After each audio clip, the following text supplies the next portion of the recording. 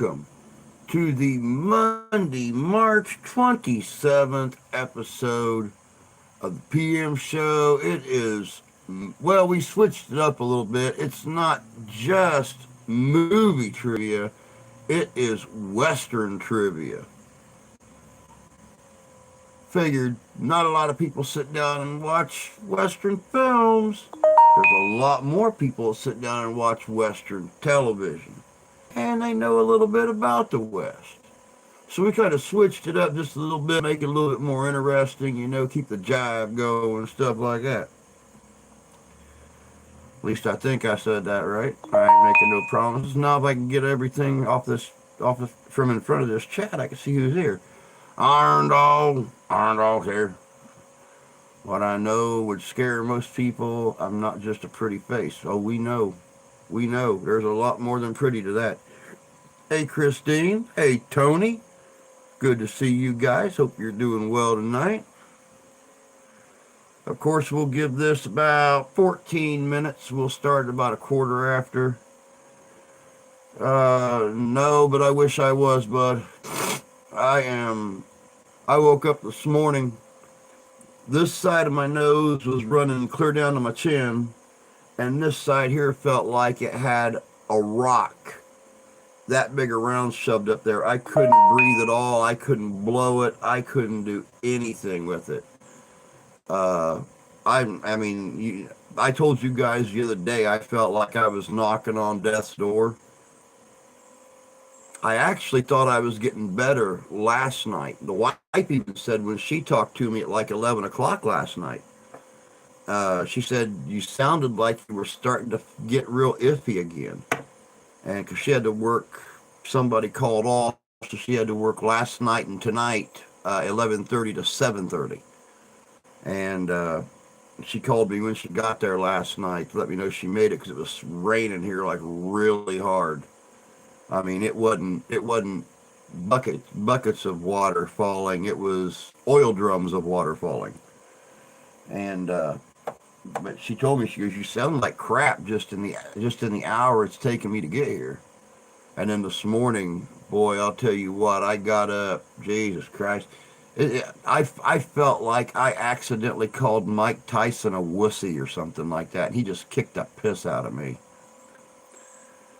But that's the reason we didn't do the show. And then the fact that I was up, like, every time I have to lay in one spot. I have to lay on my stomach with my chin on the pillows like that, or I start to wheeze, and whenever I exhale, I start to crack and pop. And if I turn on my side, if I turn my head, anything, I start to do that. So I have to lay in one certain position. And every time I would move, I'd start to crack and pop and stuff like that, and it'd wake me up. I think I got about an hour and a half sleep last night, but I went back in the bedroom this morning after Ash left for school. I think I slept for like 3 hours. So now I got the wife in there sleeping, because here, 10 o'clock, she's got to take off again and head 45 miles north to go to work. I got a cordless drill. I thought about that. If I wasn't afraid of accidentally wrapping the drill bit up in my nose hairs and then having to go to the ER to get the drill out of my nostril, then yeah, believe me. Oh, Deb, good to see you, bud. Ever heard the old adage, the show must go on? No, when you can't keep your eyes open, dude, there is no show going on. I mean, I literally was here falling asleep. And that's when I put that post up saying I was going to postpone the show. I mean, I was sitting here in this uncomfortable damn chair with my head laid on a wood table, asleep. Excuse me when I go shoot the barking mutt. Okay, have fun. Hey, Sherry. Good to see you, honey. Hope you're doing well. Nothing liquid plumber can't fix. Amen to that, bud. I needed some liquid plumber up in this drain pipe over here this morning, that's for sure. My luck, I would have hiccuped and pulled it down into my lungs or something like that and poisoned myself. We don't need you to participate. Yeah, but I got to be awake to shut the stream off and stuff, or at least start the stream. Good. I'm glad, sweetie. Starts playing the Rift cocaine.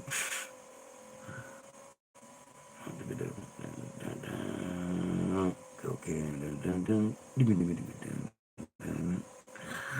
That's been forever since I heard that.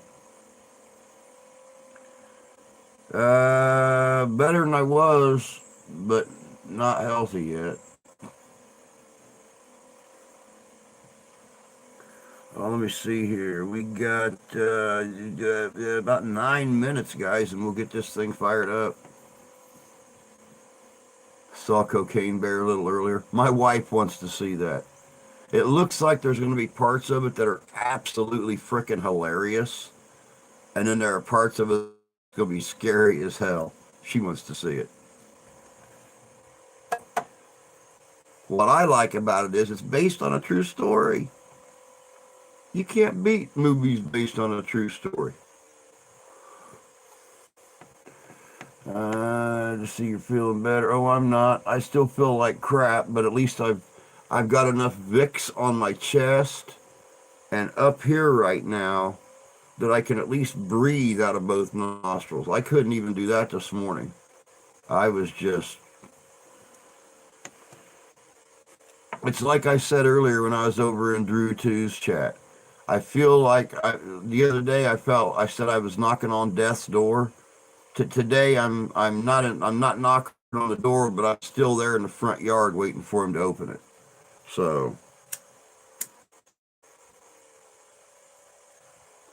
matter of fact, the wife got home this morning and I told her, I said, honey, I honestly think that being back in a coma beats what I'm going through right now. At least I didn't feel anything in that coma. Y'all could take pictures of me, you know, whatever the case may be.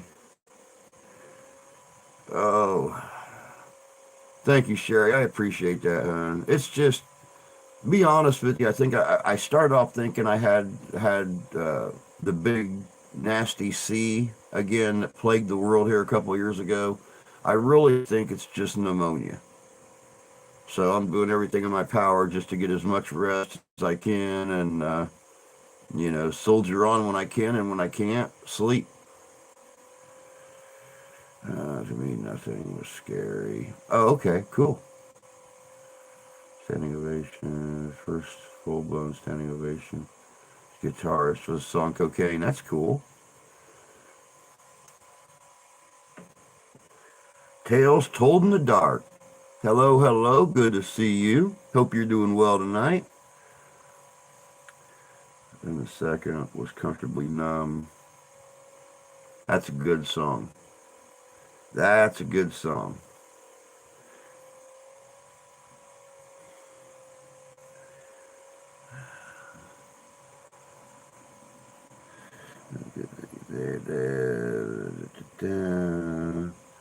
It was a night. It was a night that I was really on. Oh, goodness gracious.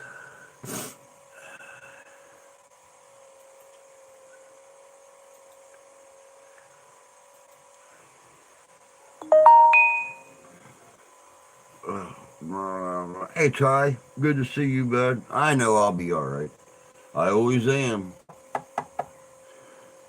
I'll tell you what, all that shit I went through 7 years ago made my body weaker, but it made my mind stronger. So I'm all the time finding new ways to keep myself going. As a guitarist, some nights improvisation goes way better than most of you. I can see that.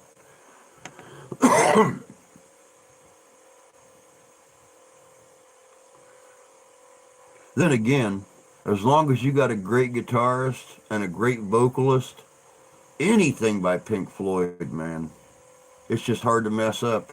And I don't care if you do mess the song up, as long as the crowd recognizes it, you're a hit. You're a hit. All the hell that man went through in his life, all the bad stuff that went on, he wrote some of the most amazing frickin' music that's ever hit the music scene. Well, then again, look at Freddie Mercury. One of my favorites, always will be. I don't care how old I get. Freddie, for dying as young as he did and everything he went through, well, maybe not wrote it, but performed. The music always told a story. Always told a story.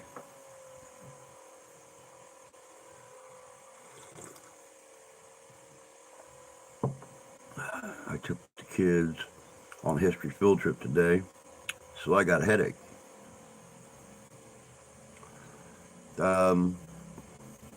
Sorry? You'll be all right?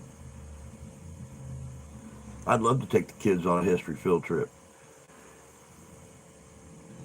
Yeah, Freddie was brilliant. Freddie was brilliant. Taken from the world way too early. I can only I only hope and pray. I only hope and pray that if there is an afterlife, if there truly is, he's able to look down on the world today and see how many different types of people, from the poorest people to the richest people, all know and love his music. They perform his music over and over again for everything.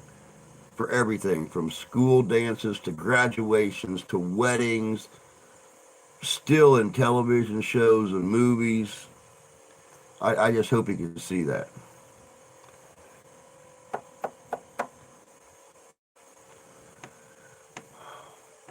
I really stretched out the outro on Comfortably Numb. Actually played Black Label. Black Maple Neck Strat. Ooh, Stratocaster. I was a huge Clapton fan. I like Eric Clapton too. Eric Clapton's done some amazingly beautiful music in his life. I took them to St. Joseph, Missouri, to the Patty House, and to the Jesse James Assassination House. Very cool. I wish you wasn't so far from Villisca. I just got done working on a video yesterday, day before yesterday, on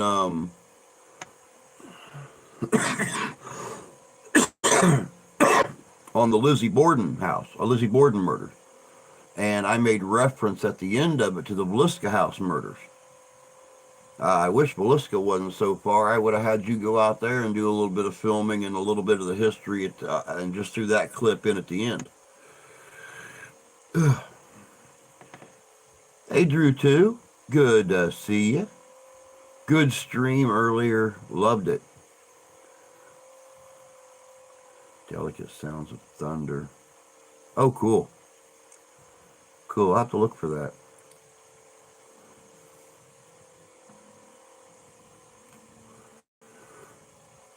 Yeah, for those of you that didn't know, there's been a lot of drama lately circling around Zach Baggins and some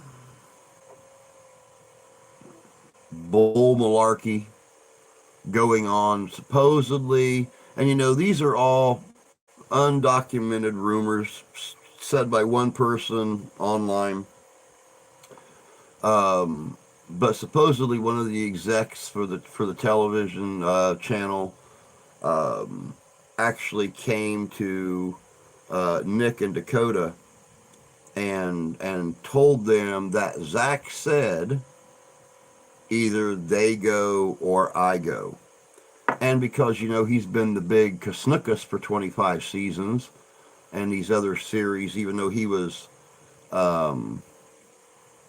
executive producer, whatever, let him go. And that's not the first stories I've heard, but I'm going to wait and see what happens with this, because instead of coming out and saying yay or nay, I didn't do that, he apparently has made no comment. I think one of Drew's guests made the remark about him actually being more in hiding now. You know,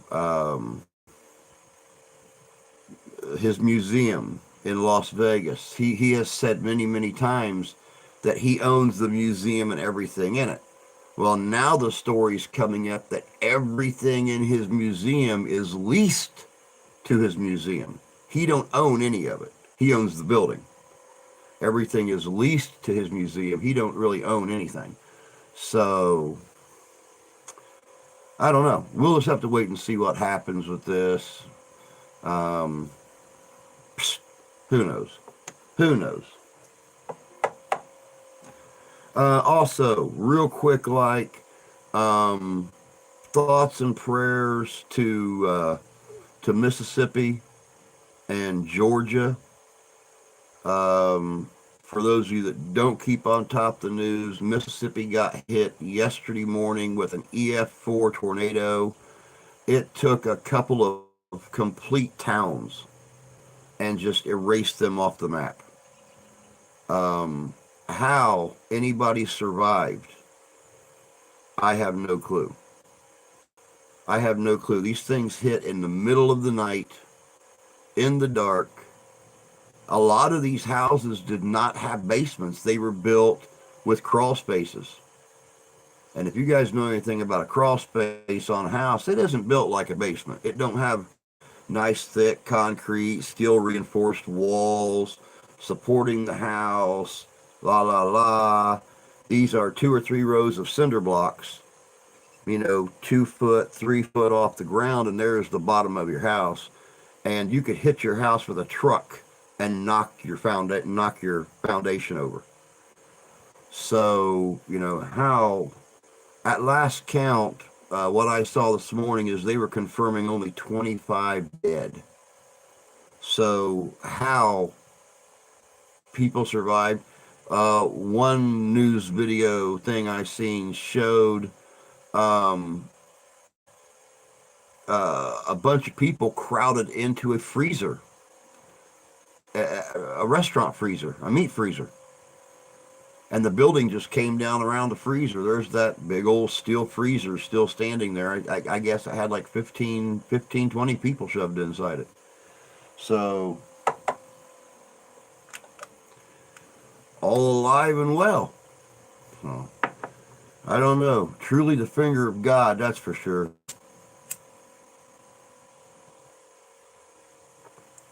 I guess one guy was laying in bed, and the tornado started coming, so he dove on top of his aged mother to protect her from debris. The window blew out of his house, sucked him completely out of his house, threw him for like 40 feet. He landed next to the hot water heater from the neighbor's house, and fine, unscathed, not a mark. So his mother was fine too. So I don't know. It's been a hell of a few months for tornadoes and stuff. That's for sure. So if you don't speak, Claude.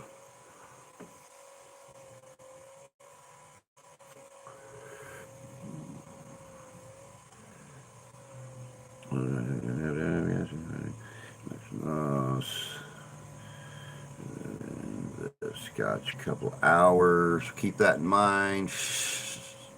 Good man, good man. Okay, Angel. I'll tell you this about tornado thing. Wait to believe what you hear. It isn't over yet. Your tornado season is just starting. Yeah, I know, believe me.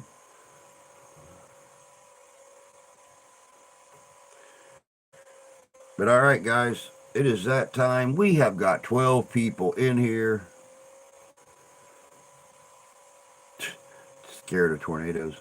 Yeah, I'm so scared of them. Before I even moved to Texas, I grabbed a digital camera when one come across the roof of my high school and took off the air conditioning units and threw them in the field across the highway. I lived a mile east of the school and seen it coming. I ran inside, grabbed a digital camera, and get this, I lived in a trailer park.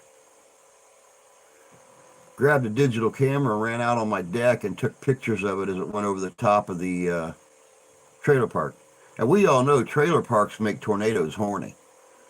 You know, they'll go a mile and a half out of their way just to eat a trailer park. But because this trailer park laid in like a little gully, it went right, it stayed on the level land and went probably 25 feet above the trailer park. So one of the most amazing frickin' things you ever seen in your entire life. So it got me interested in tornadoes and tornadic activity and hook lines and stuff like that with storms.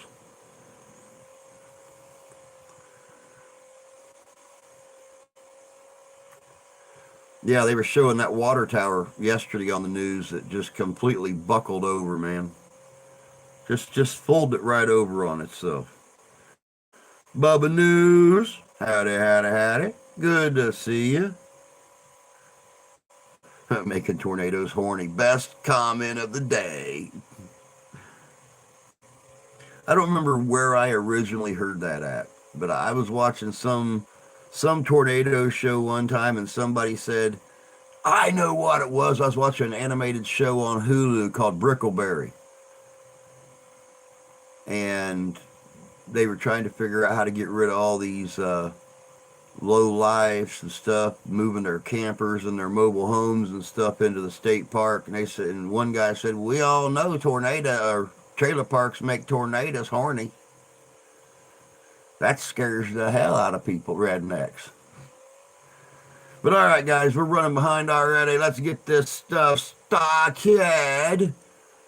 Like I said, it's going to be Western trivia. It's going to cover the movies, TV, maybe actually a little Wild West. Who knows? I didn't reread the questions. So here we go. Back in the 50s, Richard Boone played the part of Paladin, a gentleman gun for hire in Have Gun Will Travel. If you wanted to hire him for a job, in which city would you find his office, assuming it hadn't burnt down? If you wanted to hire Paladin for a job, in which city would you find his office, assuming it hadn't burnt down?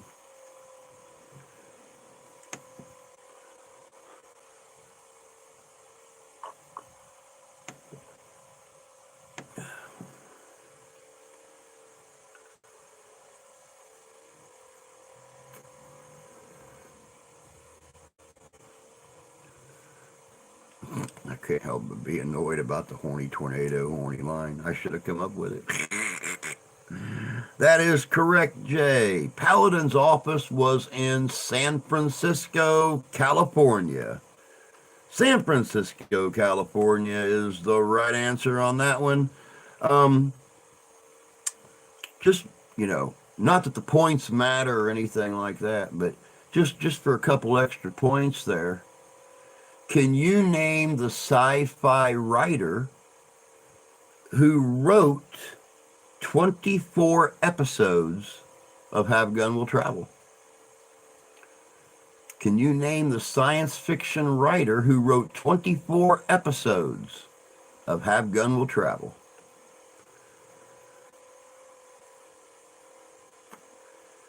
You are correct, Tony. It was Gene Roddenberry, the creator of Star Trek.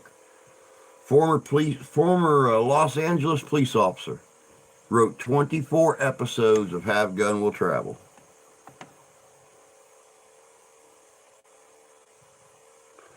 Let's move on here. Yeah, live long and prosper. That's right. Hugh O'Brian starred in this Western about a legendary lawman on the front deer. Front deer. Not the back deer, the front deer.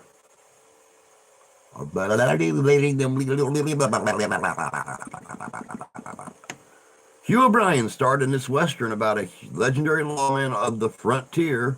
What series was it? Hugh O'Brien starred in this Western about a legendary lawman of the frontier. What series was it? It was The Life and Legend of Wyatt Earp. Good job, Jan. Good job, Jay. Oh.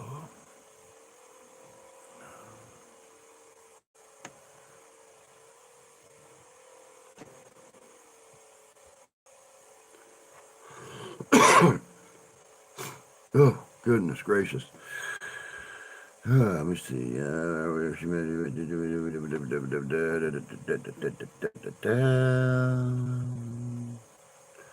Although we might have hoped Marshall Dillon and Miss Kitty would have ridden off in the sunset together, it was not to be. Preceding her co-star in death by 22 years, Miss Kitty Russell probably was taken to heaven directly from the Long Branch Saloon in 1989. Born Beverly Louise Neal, who was the female lead in Gunsmoke? What was her real name?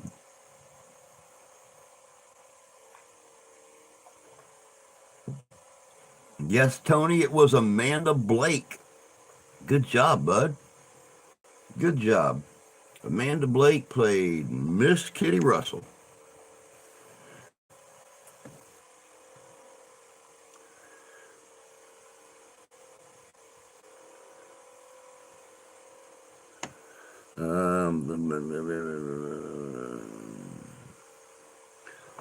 Born Eugene Klaus. By what name did the star of Bat Masterson, Burke's Law, and The Name of the Game Ride into the Sunset in 2009? Born Eugene Klaus, by what name did the star of Bat Masterson, Burke's Law, and The Name of the Game Ride into the Sunset in 2009?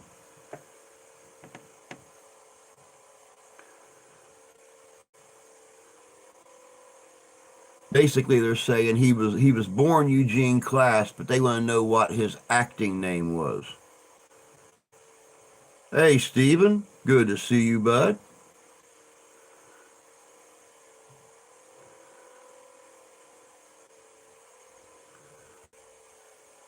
It was Gene Barry. You're right, Jay. It was Gene Barry. Barry had over 20 films, including War of the Worlds in 1953, War of the Worlds in 2005. He also received a star on Hollywood Walk of Fame for his work in live theater.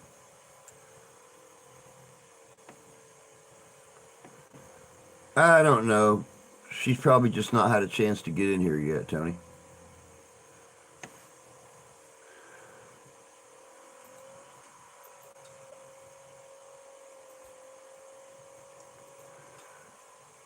Guy Madison played the starring role of U.S. Marshal Wild Bill Hickok in The Adventures of Wild Bill Hickok, 1951 to 1958.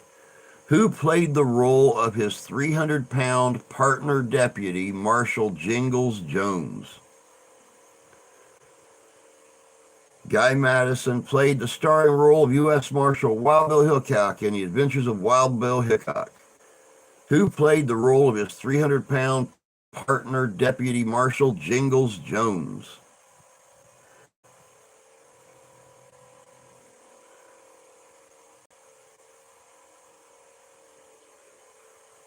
It was Andy Devine. Good job, Tony. It was Andy Devine.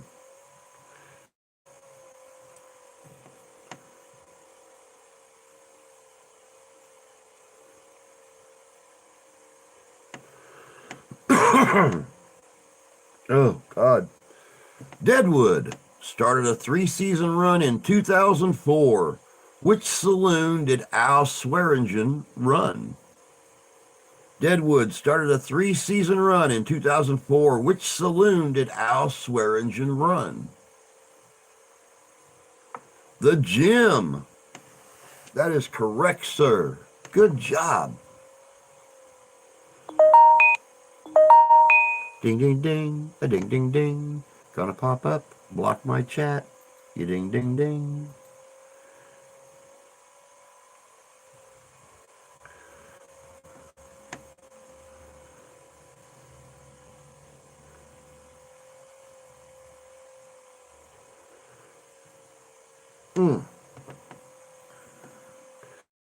I appeared in over 200 movies and television roles.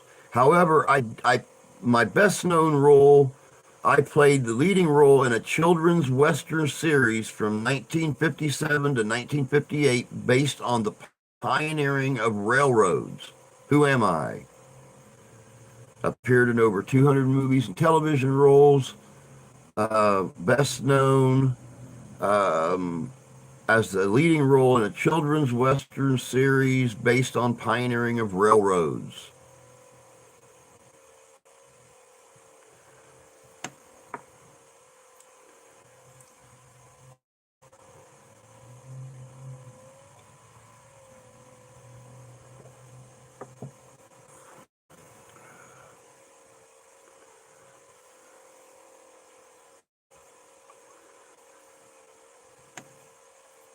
White label, please.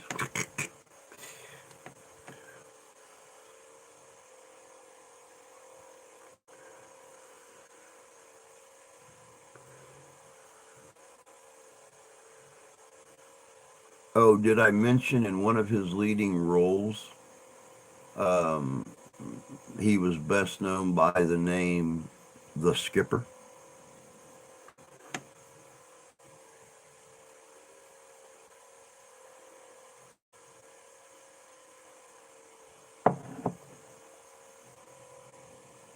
It was Alan Hale Jr. You got it, bud.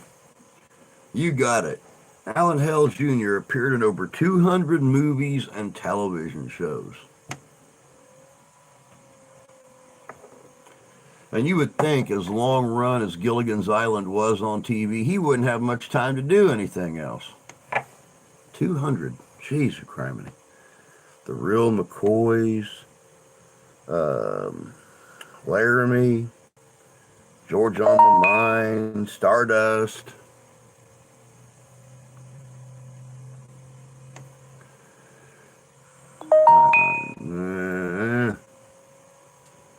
Quit disrupting the stuff. I'm about 75% drunk and still, yep.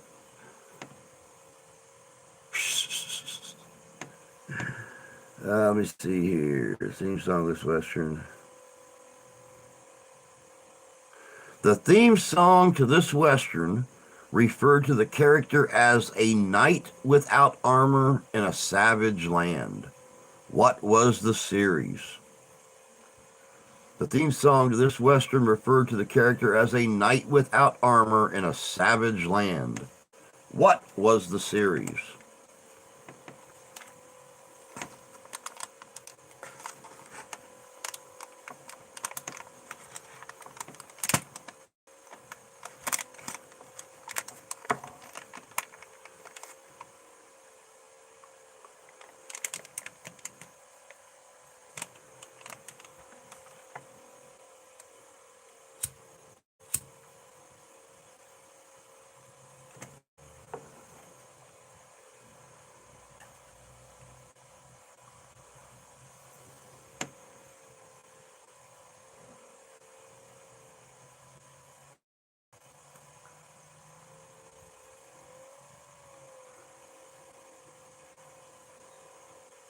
Uh, uh, uh, uh.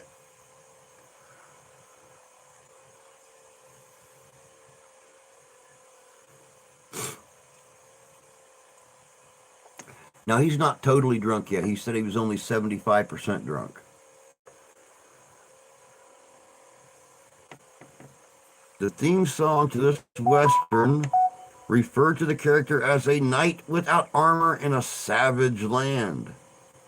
What was this series?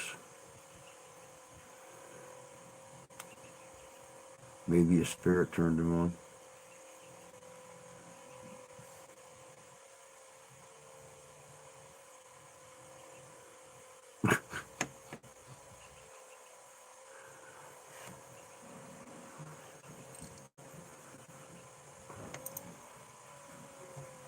Yeah, I mean, it looks to me, Tony, like the only spirits you're having to deal with tonight are not the ones you're drinking. Sounds to me like you got some little oogie boogie playing with your computer.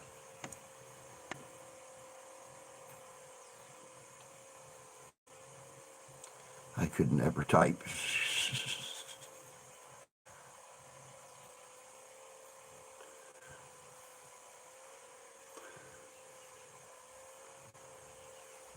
Yeah, yeah, he's hiding at Tony's house and he brought a demon. Since that seems to be the only thing he ever finds at somebody's house is a demon. It could not be an upset past relative or something like that. It's always a demon. So you should saw him sick everywhere 20 times. Had to sit up all night long with him.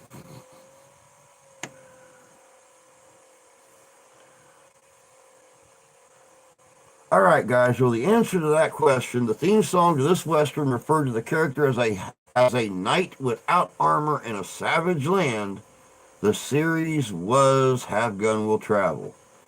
Richard Boone as Paladin.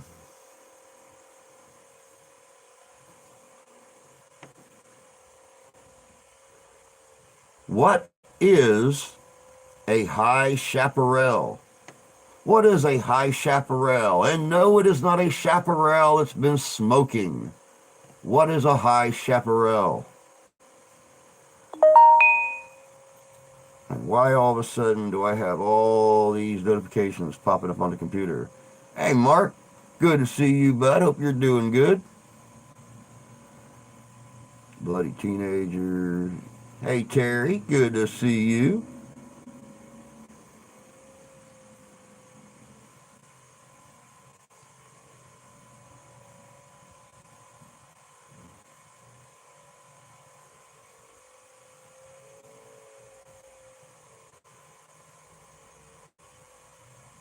She stayed with me when I was barfing my guts out on our second date. Well, see, there you go, Tony. It's true love, bud.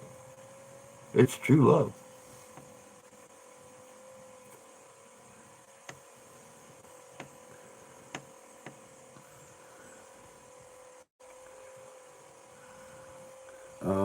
Top of a plane on a mountain. Um, that's kind of sort of close, but that's not exactly what a chaparral is. What is a chaparral?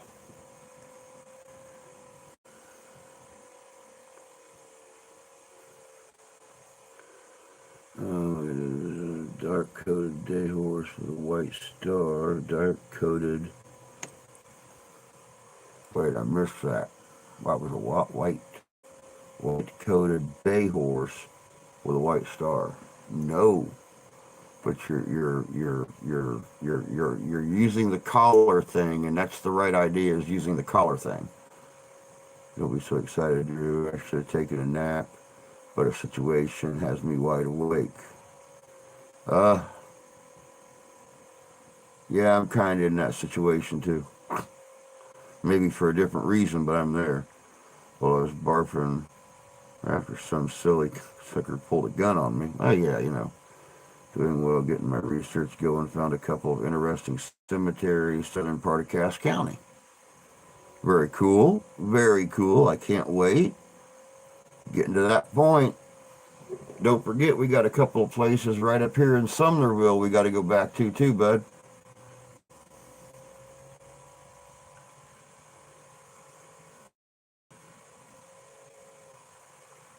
Okay. Others aren't. There you go, Jay. Now you got it. Now you got it. A chaparral is a green shrub that is found in the state of California and northern portions of Mexico. It's specifically known for the high elevations that it grows in, a high chaparral, and the fact that when wildfire sweeps through the area, they grow back more rapidly than any other plant. But a high chaparral is a green shrub up high, a high chaparral.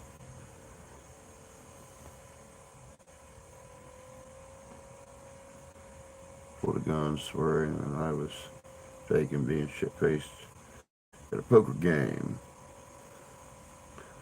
Or dwarf tree. Yeah, I guess you'd call them a dwarf tree.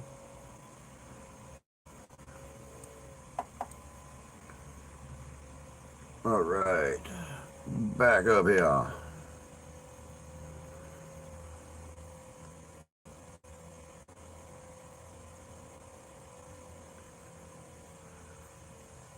In the show Frontier Doctor, who was the Frontier Doctor played by Rex Allen, a veteran of movie singing cowboys? In the show Frontier Doctor, who was the Frontier Doctor played by Rex Allen, a veteran of movie singing cowboys?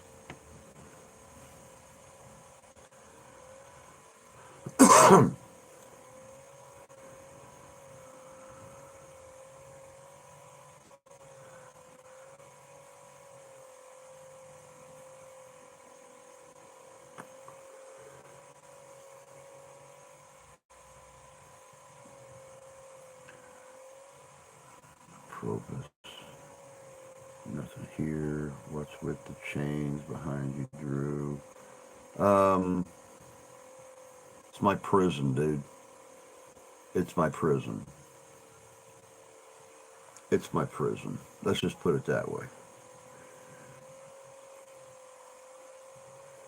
Devilish. You got it, bud. Dr. Bill Baxter was the Frontier Doctor played by Rex Allen. Dr. Bill Baxter.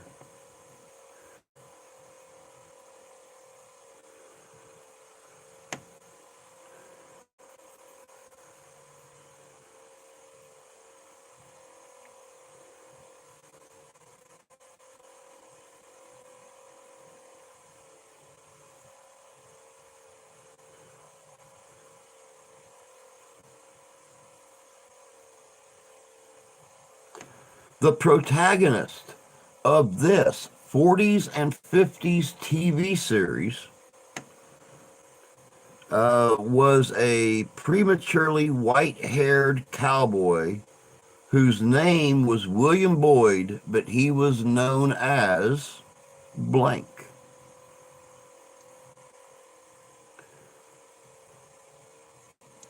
The protagonist of this 40s and 50s TV series was a prematurely white-haired cowboy whose real name was William Boyd, but he was known as blank.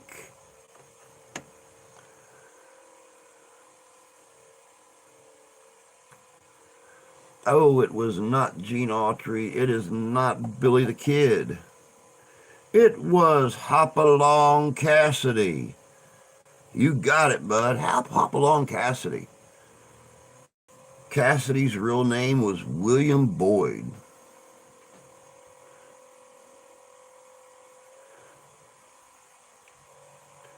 Good job. Scotland.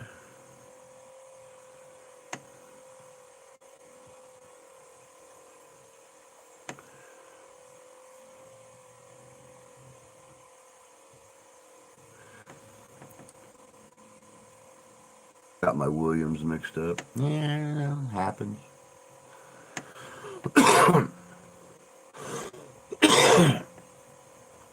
Oh, hell, my inhaler's not in here. Crud puppies. Oh, well. In the early 1970s, series Alias Smith and Jones starred Peter Duell and Ben Murphy. Duell's character was called Hannibal Hayes. What was Murphy's character's name? The early 1970 series Alias Smith and Jones, starring Peter Duell and Ben Murphy. Duell's character was called Hannibal Hayes. What was Murphy's character's name? Oh.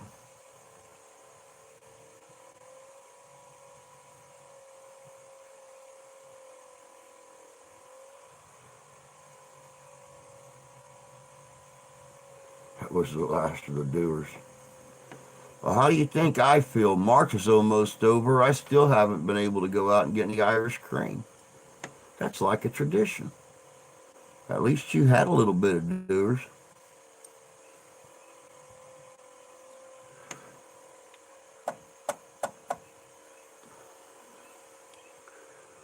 You are correct, Deb. It was Kid Curry. It was Hannibal Hayes and Kid Curry on the Alias Smith and Jones.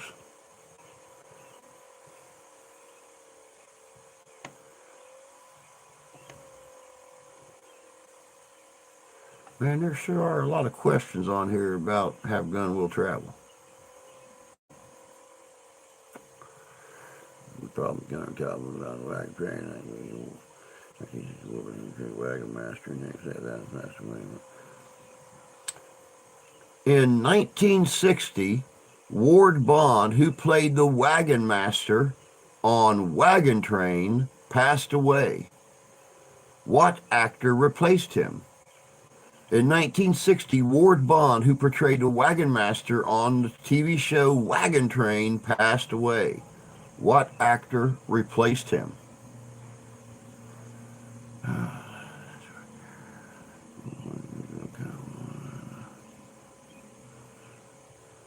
I drank a fifth in less than a week. Knew I should have bought a half gallon. It was John McIntyre. John McIntyre. Good job, Deb. Good job, Jay. John McIntyre replaced Ward Bond on Wagon Train.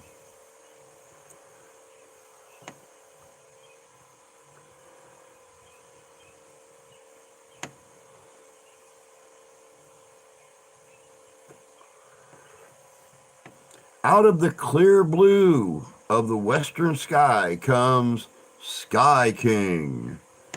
If you remember this opening line, you should also remember the name of Sky King's plane. What was it?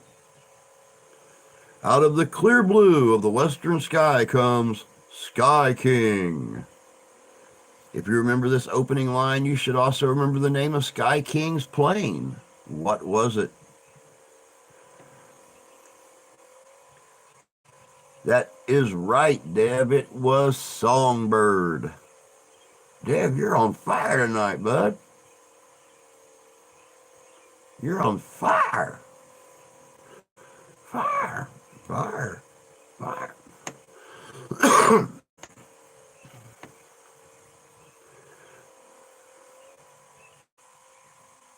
Hey, Derek. Good to see you, bud. Hope you're doing well tonight.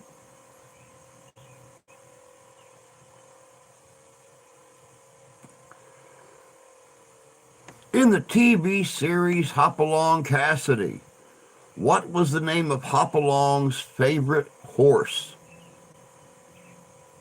In the TV series Hopalong Cassidy, what was the name of Hopalong's favorite horse?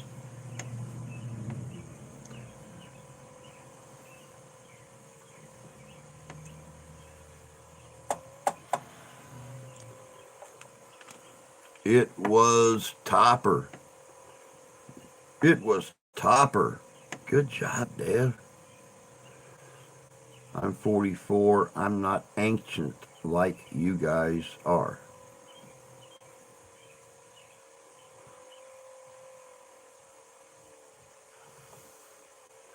That's kind of hurtful. I'm only 10 years older than you. I mean, you know, I'm still young enough that, you know, I got feelings. That was hurtful. I want to hold on. I'm not even going to bother lighting that thing right now. I have to wipe away. I got a tear here. Dick.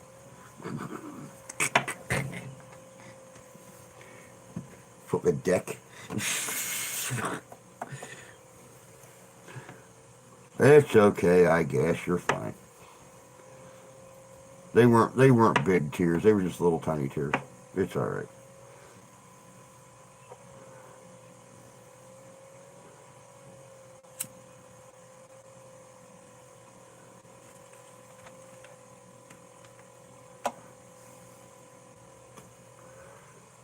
And besides that, just has nothing to do with anything, but I just want to rub this in somebody's face.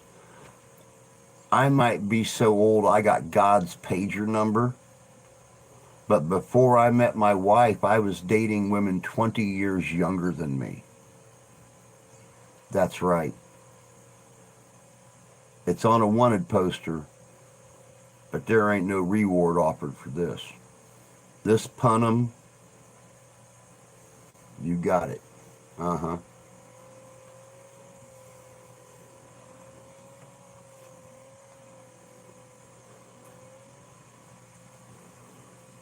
All right, let's go here. This Western was about a group of men herding 3,000 head of cattle to market. What was the name of that show? This Western was about a group of men herding 3,000 head of cattle to market. What was the name of that show?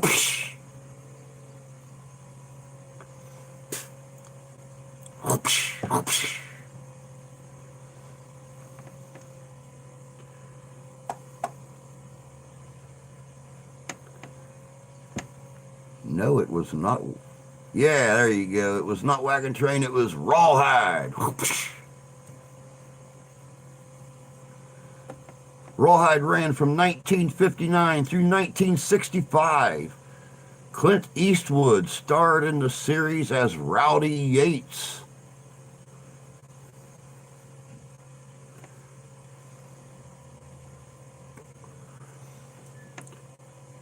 When the Barclays of the Big Valley needed law enforcement, who did they call on? When the Barclays of the Big Valley needed law enforcement, who'd they call on?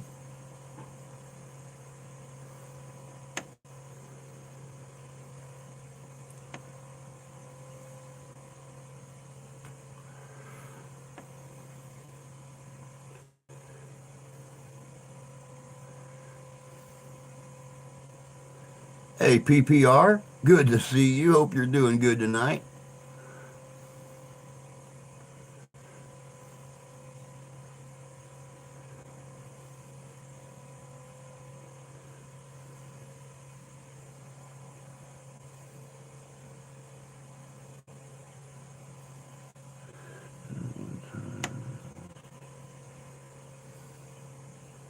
When the Barclays of the Big Valley needed law enforcement, who did they call on?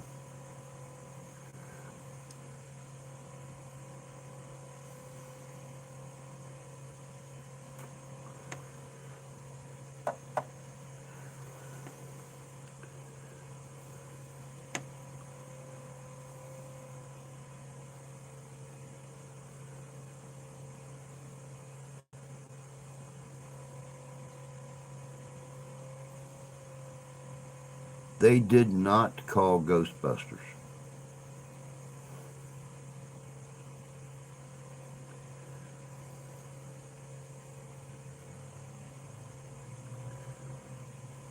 Oh, yeah, you can't forget that, Drew.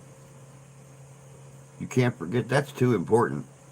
We worked too hard to get to that point. You can't forget to turn on your monetization. I do not fucking know.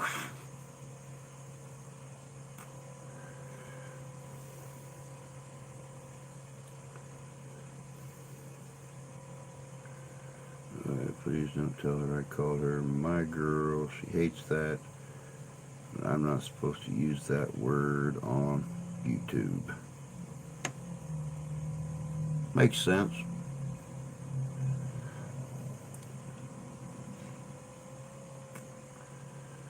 Yes, they would call. Well, yes, they would call the sheriff. But what was the sheriff's name?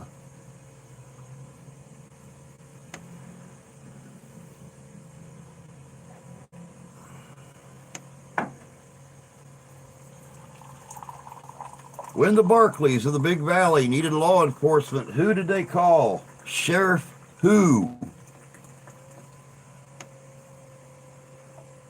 We'll cut that one off real quick before somebody else says sheriff. Yes, he did have a name. He wa- he didn't just somebody as big as this guy didn't just have credits in the or have a credit at the end that said so and so played the sheriff.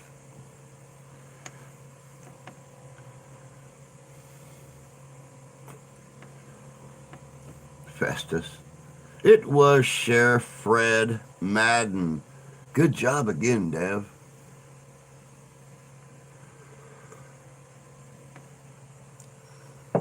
Good job again. Sheriff Fred Madden, who was played by Douglas Kennedy.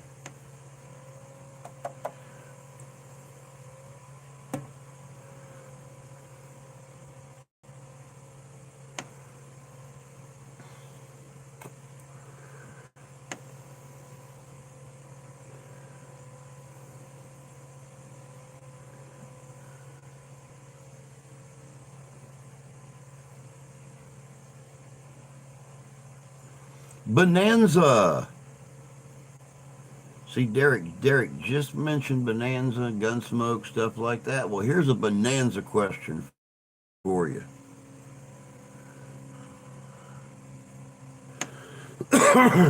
Bonanza might be the best of the lot. It certainly ran forever. When Pernell Roberts became unhappy and wanted to leave the show, they considered marrying off his character, Adam, who was the woman with whom he had a romance. When Pernell Roberts became unhappy and wanted to leave Bonanza, they considered marrying off his character, Adam, who was the woman with whom he had a romance.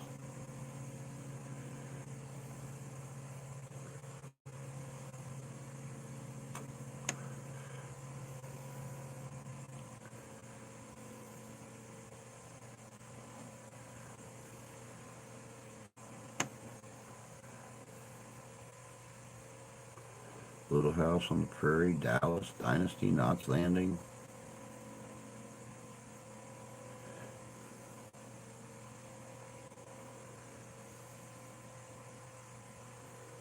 Um, no, Deb, that's not the name they got here.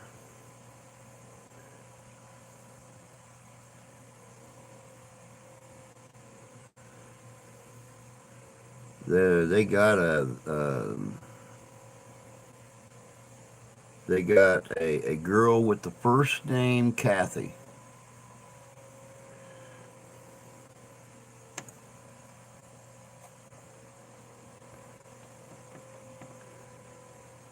Kathy Brown. That's it. Kathy Brown. Good job. Good job, Deb. Good job, Jay. Um, yes, Kathy Brown was Adam's romantic interest. Now, a little bit later on, Bedelia married Michael Landon on the show when they needed a ratings boost after Dan Blocker's death.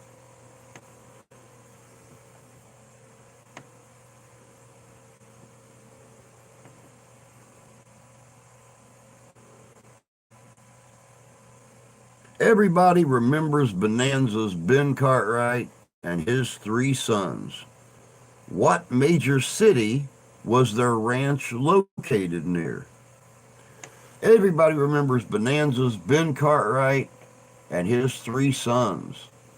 But what major city was their ranch located near?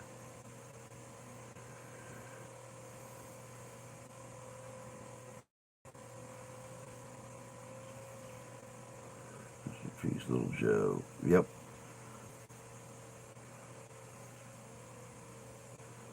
Go Hawks, man. It was not Carson City. It was not Carson City.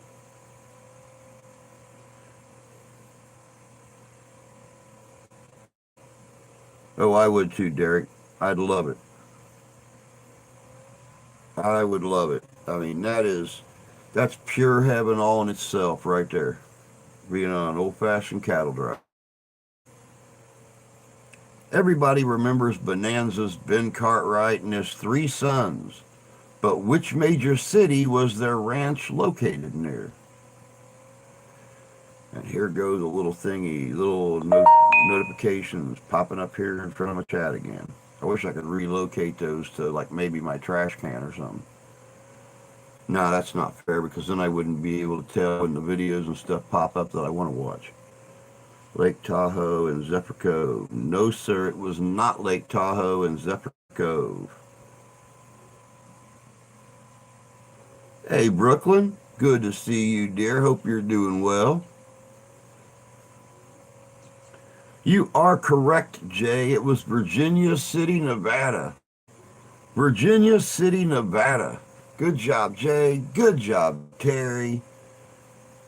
Bonanza ran from 1959 to 1973 and had a total of 431 episodes. In length, it was second only to Gunsmoke for longevity. And yes, Virginia, there really is Virginia City in Nevada. It is located near Lake Tahoe, just like the blazing map used in the intro of the Bonanza show.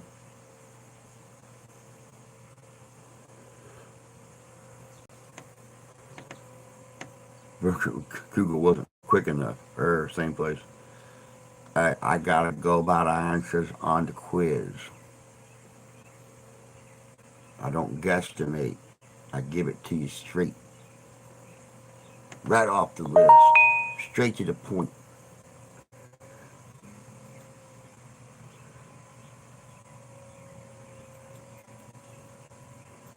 Trying to remember the shows you used to watch. Hell, I try to remember the shows I still watch. Actor Ward Bond starred as the Trailmaster in this long-running Western, but towards the end of its run, John McIntyre stepped into the role. What was this Western favorite that ran from 1957 to 1965 and was the #1 TV program in the 61-62 season? It was Wagon Train. Thank you, Tony. I did not have to repeat that long-ass question. Wagon Train. Yeah, okay. Yep, already got a question on that one. Western League radios and cast, sidekicks. He probably rode his Jeep Nelly Brown in the Sunset 1972. Here's a good one for you. Who rode his Jeep Nellie Bell into the sunset over 100 times in the Roy Rogers show? Who rode his Jeep over 100 times into the sunset on the Roy Rogers show?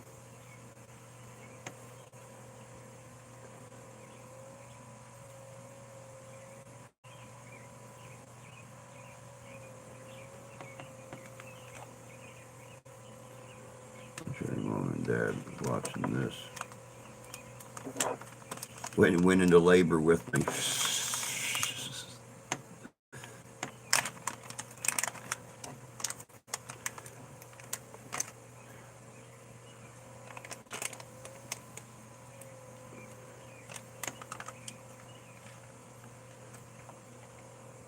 Be the Long Ranger, you could be my sidekick. Wow. Hey, Templar. Good to see you, bud. Hope you're doing well tonight.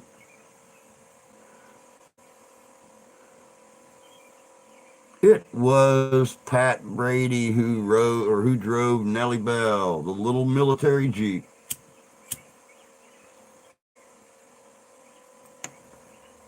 On the famous Roy Rogers show.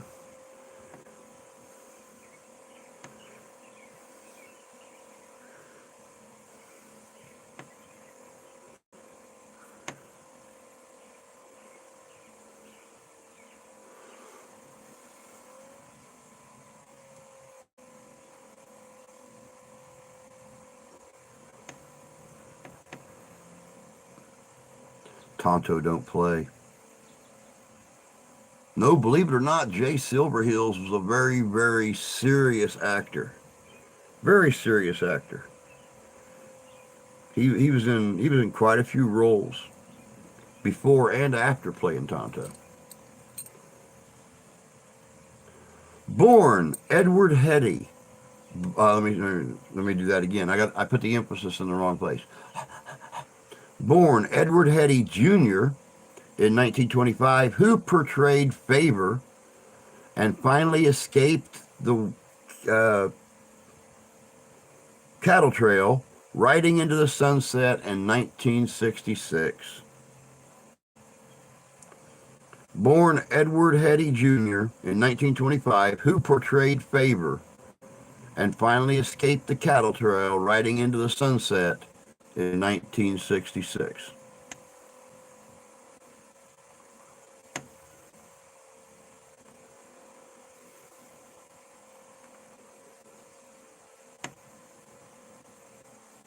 You know, they make the questions way too complicated on these quizzes. Who portrayed Favor in the popular TV series Rawhide?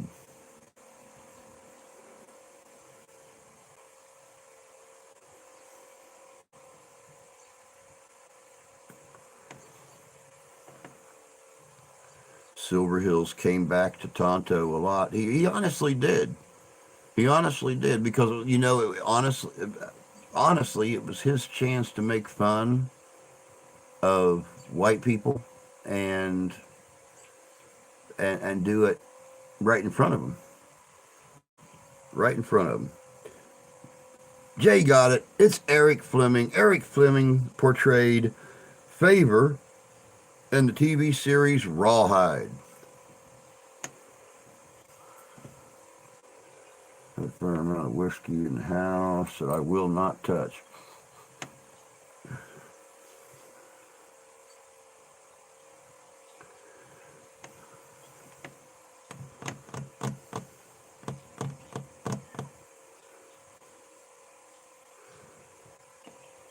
Lee William Aker played the role of an orphan boy in the popular adventures of Rin Tin Tin. What was his name in the series?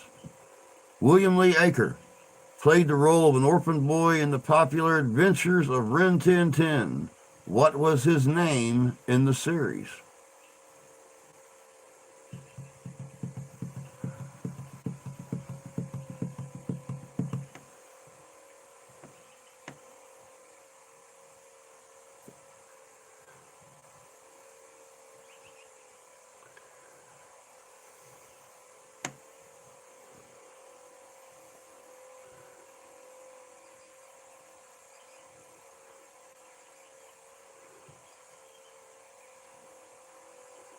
Tonto was a racist slur, but so was Kemosabe. Kemosabe for sure was.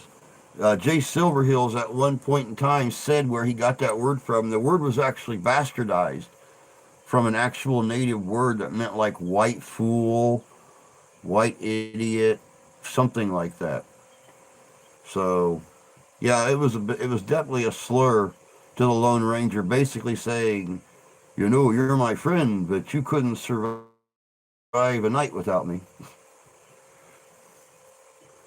Lee William Aker. Okay, good. I didn't have to read it again. Devilish got it. It was Rusty. Speaking of which, we're missing Rusty. Hope Rusty's doing good. We'll we'll see tomorrow morning when we get up and do morning coffee and chat. Since I didn't get to do it this morning because I felt like poopy caca warmed over, then stomped on, then warmed back up again.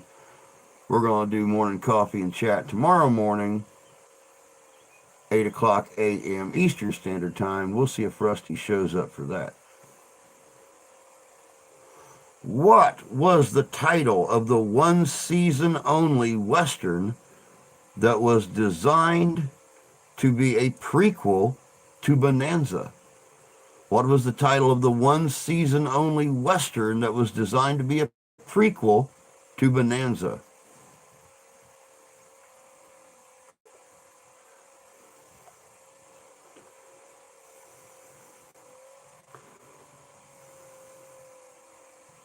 On on some bourbons and whiskeys, I become a nasty asshole.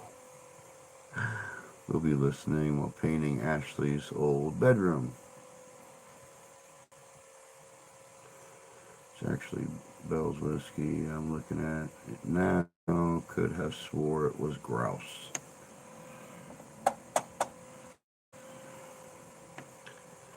It was the Ponderosa. You got it, Dev. Ponderosa ran for one season only in 2001-2002.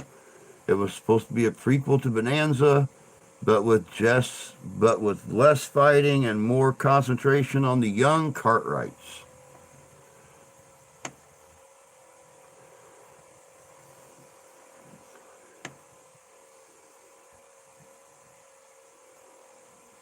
What was the name of the spinoff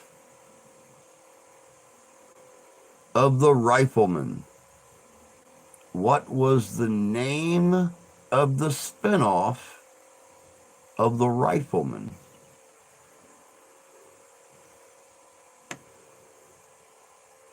It's okay. I'm a nasty book stone cold sober.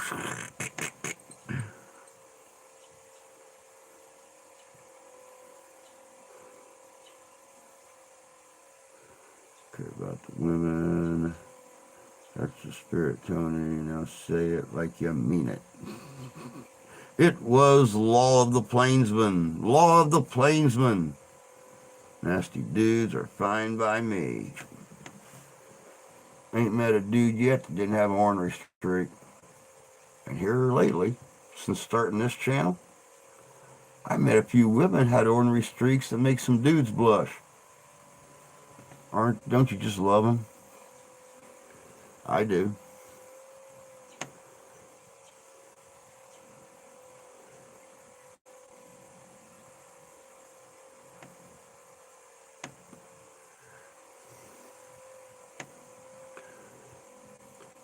I am best known for my multiple roles as villains in Western series. I appeared a villain in Bonanza, Sugarfoot, The Rifleman, and Gunsmoke. Who am I? I'm best known for my numerous roles as a villain in Western series. I appeared a villain in Gunsmoke, Sugarfoot, The Rifleman, and Gunsmoke, or Bonanza, Sugarfoot, Rifleman, and Gunsmoke. Who am I?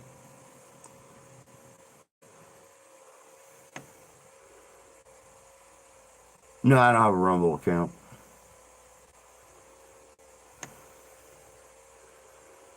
You're watching eating bacon, double cheeseburger with sweet potato fries. You bugger. That sounds good. But I did have a cheeseburger tonight, so I'm not going to complain. Only one of them, though. Can't eat.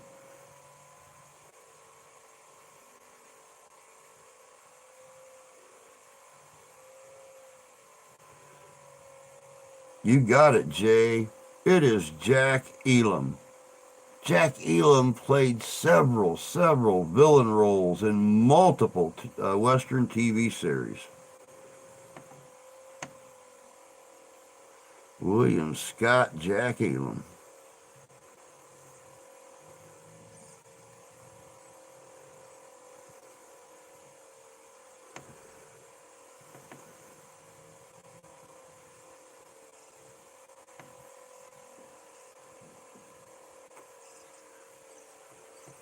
Annie O'Connell ran a boarding house with her 10-year-old son in the TV series Buckskin.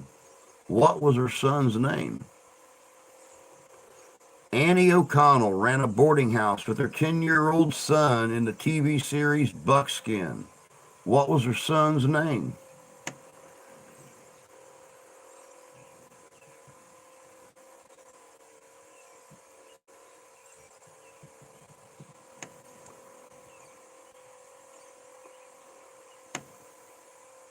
Yeah, Lee Van Cleef played a lot of nasty roles too.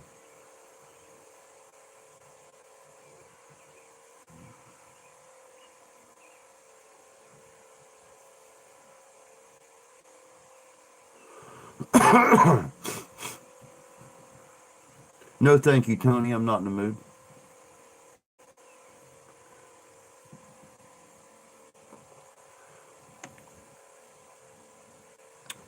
Deb, you got it, bud. It was Jody. Jody was her 10-year-old son's name.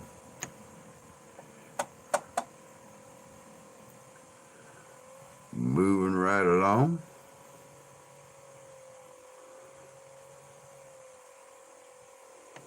Oh, my bad, Tony. Sorry.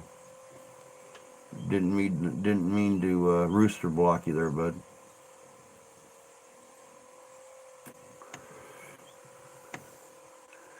I can't wait to see them. I only ordered hens, but one is a rooster. Nick Adams had the lead role for this series titled The Rebel, portraying what character? Nick Adams had the leading role for this series titled The Rebel, portraying which character?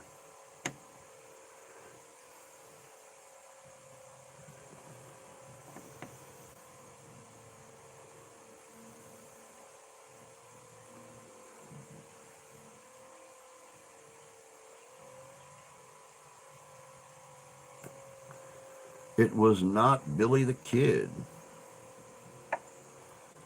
Nick Adams had the lead role for this series titled The Rebel, portraying what character?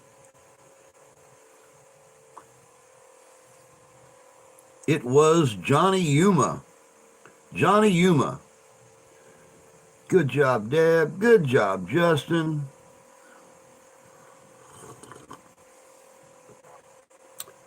Nick was able to claim close friends with two icons of this time, Elvis Presley and James Dean, due in part to fame from his role, from this role. Like those two, he suffered an early death from prescription drug overdose at the age of 36. Really sad. Only the good die young.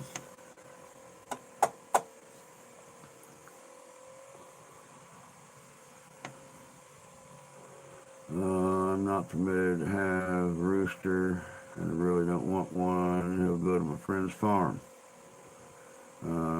Fry the mistakes. Don't you ever fry the mistakes.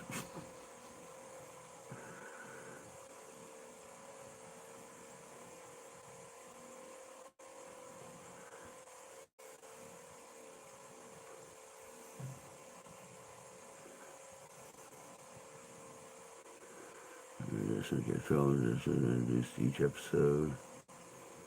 There's several to run the show. Well, that's kind of a stupid question. There's no possible way to guess that one right.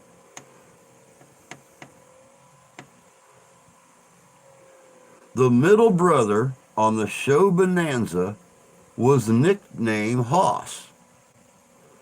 What was the real name of his character? What was Hoss's real name? What was Hoss's character? They phrase these things so weird. On the long-running show Bonanza, the middle brother was known by the nickname of Hoss. But what was Hoss's real name on the series?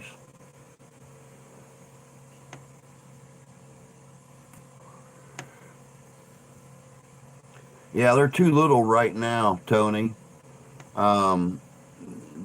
Those things are so small right now they wouldn't even make a chicken nugget, let alone a fried chicken. Good job, Chris. Hey, bud, how you doing? Good job, Jan. Good job, Deb. It was Eric Hoss Cartwright.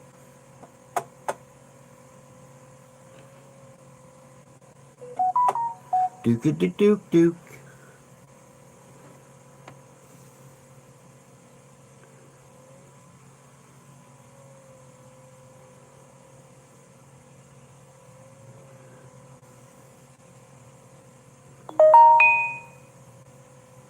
Death Valley Days was a popular Western drama that was one time hosted by a very soon to be famous individual.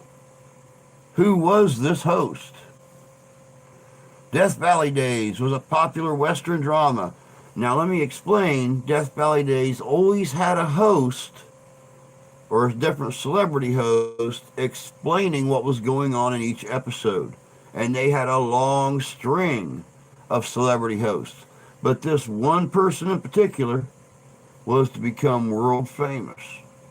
And Jay just got it. That was Ronald Reagan. Ronald Reagan was this soon to be famous individual.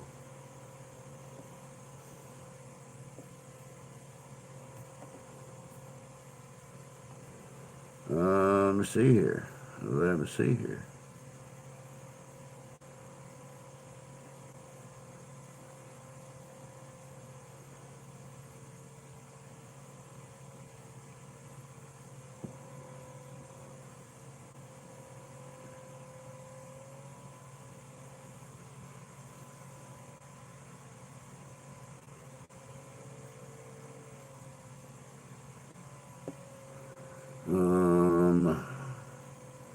Um,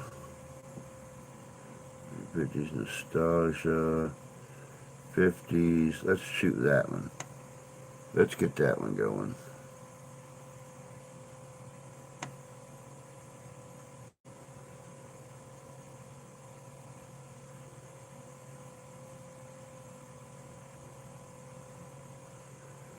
Um, um,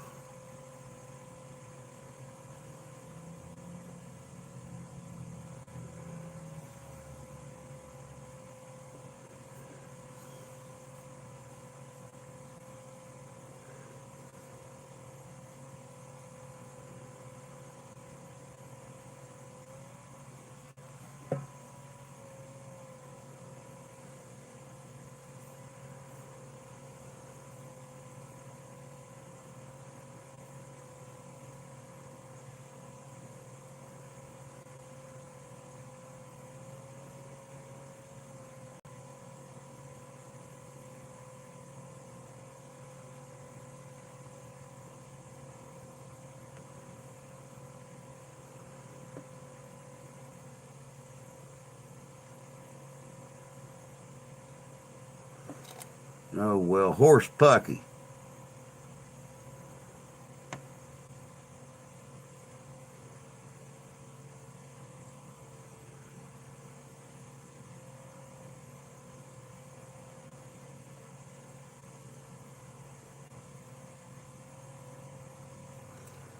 All right, well, I guess that's it, guys. It's not wanting to load the rest of the questions up. There's supposed to be 360 questions. We went through about 75 of them, and it's not loading up the rest. So, and I was trying to move on to other movies, and it was giving me stuff I ain't never even heard of before. So it looks like the last 35 minutes is just going to be up here doing what most of you been doing anyway, just bullpuckering around and having some fun. Not in the bank, and the floor dancing. Just listen to Pink's new album, Trust Fall. It's very good. I saw Pink on a TV show last night. Don't remember what we were watching.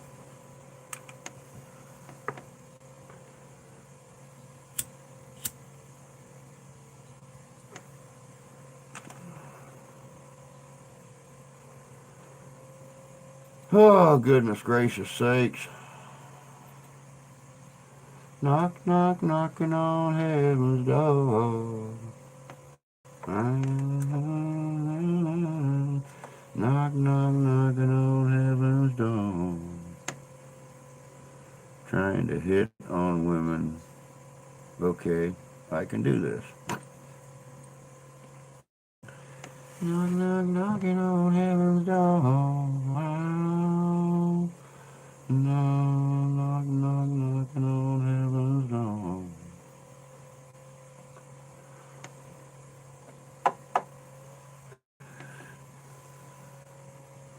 Bring a club, Tony. Shh. hate that fucking song. You know, Tony, I was never a big fan of that song. I mean, I liked it, but I was never a fan of it until I knocked on heaven's door. And for some reason, that's always my fallback song now. I don't know why. I have no clue. I can't explain it. Probably because I've lived in constant fear for 7 years of it happening again. So I'm just prepared to be singing the right song when I walk up to the gate and I bang on it a few times. Hello? Anybody in there?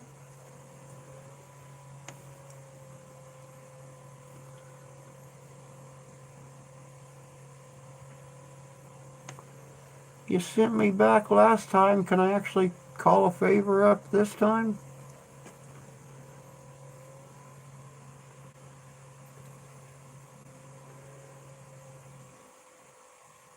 That song got covered so many times in crappy versions. It really honestly did. You're right.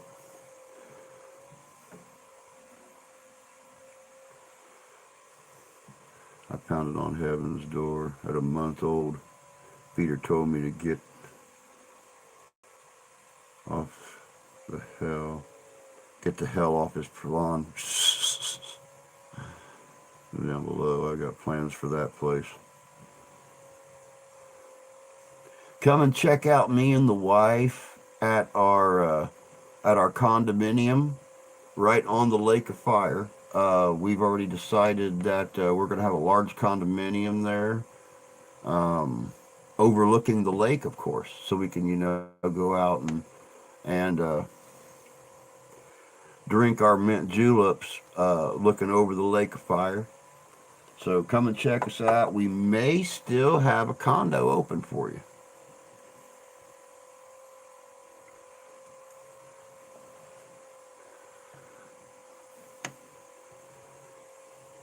I finished watching Poker Face on Peacock. It was awesome. But I'll not watch any more streams. Next season isn't until next year. Oh my God, really?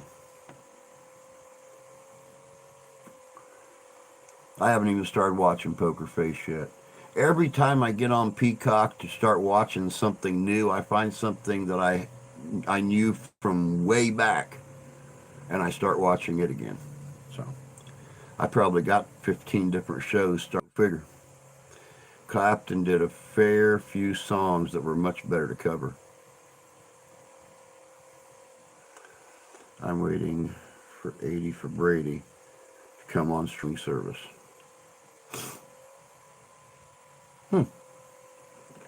I've heard you guys talk about 80 for Brady before. I'm not familiar with it.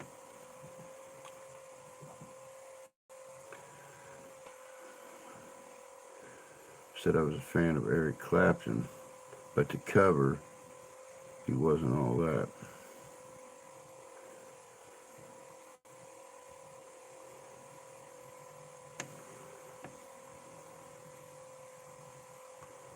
It's supposed to be funny. Well, I'm all about funny. There's too much shadow on my face. How's that? Yeah, I'm all about funny. I like funny. I like ha-has and giggles and all that goofy crap.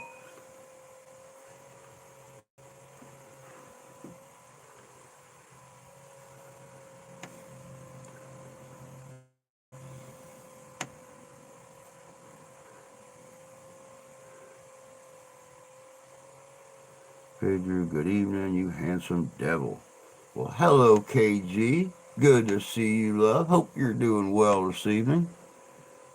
Seen that amazing short of yours, what was it, yesterday, day before yesterday, where you were a vampire.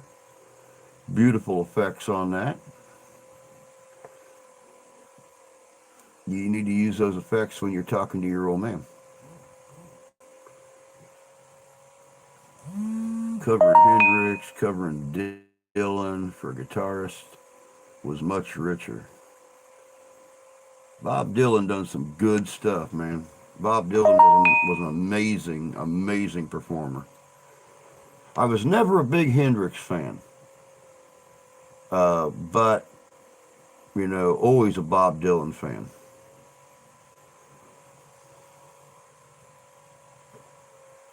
Rita Moreno, I could think of the fourth actress. Captain, you will enjoy Poker Face. Her name is Charlie Cale. She has a gift. She knows when someone is lying. She's always saying bullshit to people. Yeah, I'm going to really enjoy that. Dylan's still alive. Yeah, but he's not doing anything anymore. In enjoying the money he's made, every once in a while making a public appearance, but other than that, he's really not doing a lot anymore. Every once in a great blue moon, you'll hear something about him, but not that often. I pray for my family. My sister's camper that she lived in burnt down this morning. Oh my God, that poor thing. Your family just in the last few months. My God. Whew. That's terrible. I like Jimi Hendrix. I didn't say I didn't like him. I just said I wasn't a big fan of his. Yeah, I meant covering Hendrix. Hendrix's Dylan covers. Oh, okay, I got you.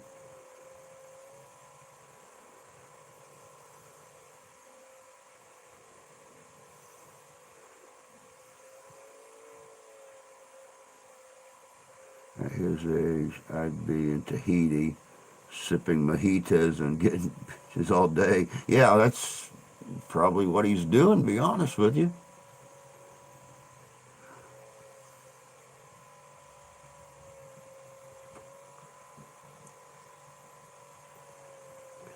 Don't forget, guys, we still have the competition going on these two paintings back here. They are both oil on canvas.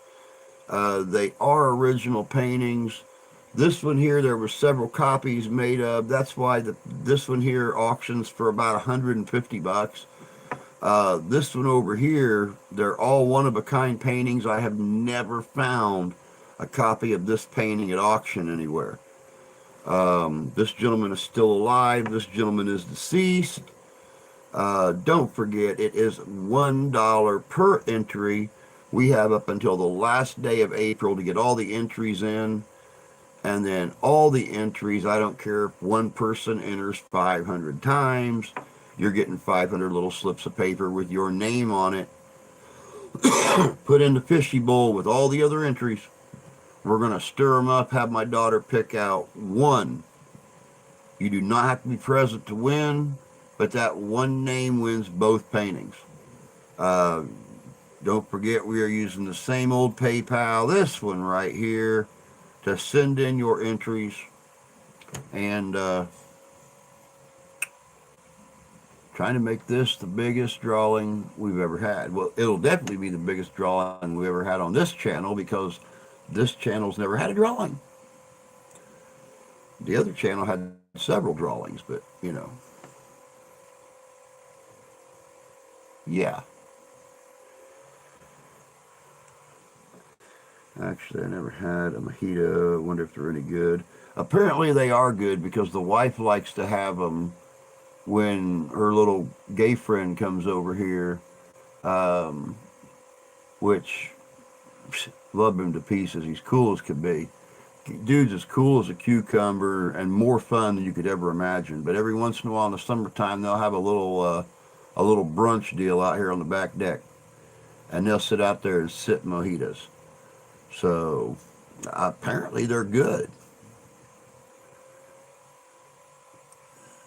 To be honest, I love the idea of a woman who can get pregnant.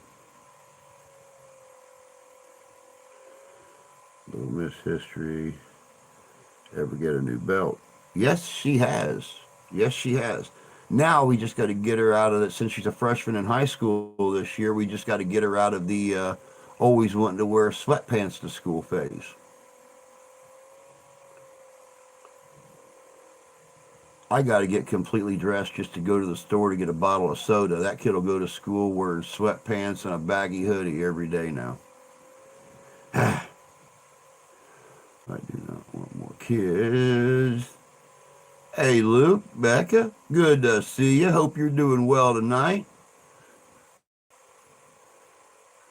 I don't like mixed drinks, not whiskey. Da, da, da. Let her wear what she likes. And that's exactly what I do. That's exactly, I mean, back when I was in school and, we had this conversation at the beginning of the school year. Back when I was in school, the girls got up in the morning, they done their hair, they put on nice clothes, they dressed to impress. And nowadays, kids go to school, they're wearing I mean, some of these sweatpants she wears are so baggy, I want to clip a pair of my suspenders on and make sure they don't fall down around her knees in the middle of class walking down the hallway. But she's got on these big old baggy sweatpants that I could wear and a big old baggy hoodie, and that's how she goes to school. Oh well, that's kids. When she discovers boys aren't that bad, that'll change. I think that ship done sailed. I think she's going that other direction, which is fine by me and her mom. We don't care. Either way, whatever makes her happy, whatever makes her little boat float, psst, we're proud of her and love her just the same. Don't matter to us.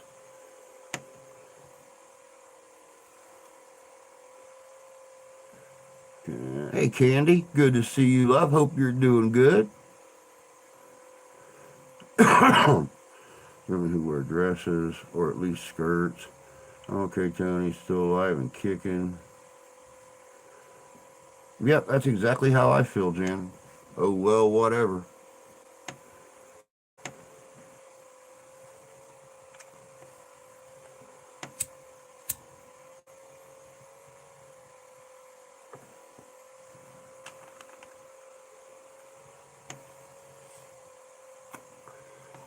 I had 4 daughters. I spent a lot of time telling boys that I would be happy as hell to kill little fucking bastards.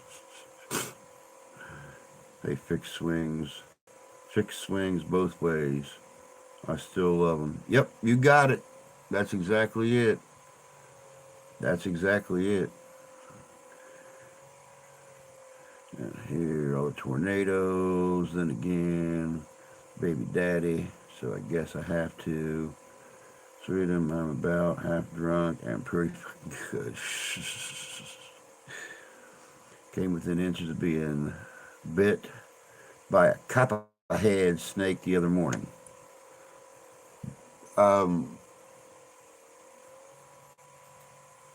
Now, that's not that guy that lives down the road, that Billy Coppersnake or Billy Copperhead. It wasn't his snake gonna bite you, was it? You know that little Native American guy that lives down the road whose snake's been after you for a while?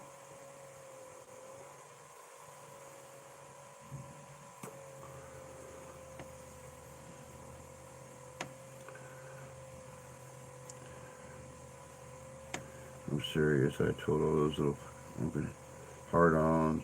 Now, see, yeah, back, what was it? She was in like the 6th grade, and she walked up to her mom, and she says, "Mom," she goes, "what will you do with the first time that a guy asks me to a school dance or asks me to go to the movies?" And her mom just flat out told her, "You better not worry about what I'm going to say or do. You better worry about what your dad's going to say and do." And I've told you guys before. I flat out told her, with the hobbies that I've got and the friends with huge explosive devices, 20-pounders, 16-pounders, 12-pounders, parrot guns, muskets, things like that. The day that a guy asks you to go to the movies, when he pulls up out front and comes to that door, he's going to walk in between rows of cannons. And when he comes in the house, me and several of your adopted uncles are going to be sitting inside cleaning muskets. He's going to learn very, very quickly that regardless of how fast his car goes, the projectile coming out of that 12-pounder is going to reach that corner 7 seconds before he does, whether it goes around his car, over his car, or through his car.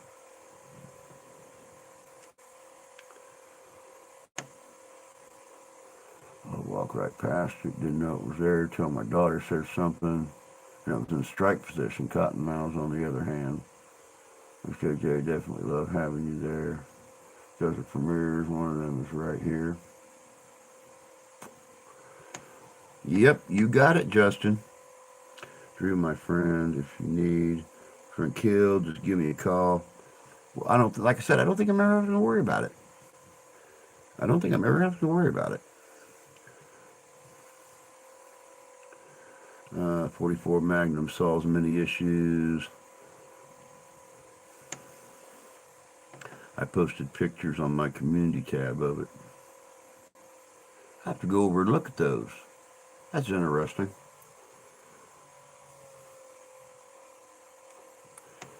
So it sat there all calm and cool while your dog walked past it, but then it got in strike position.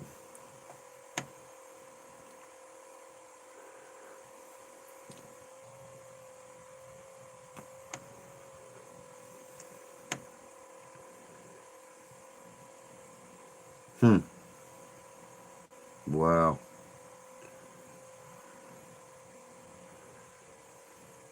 Now, folks, realize that my daughters are all nearly 40.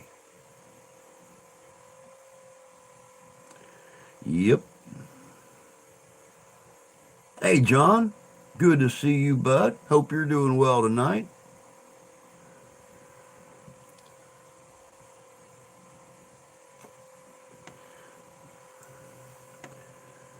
So they being daddy's girls know the values of a dead dude.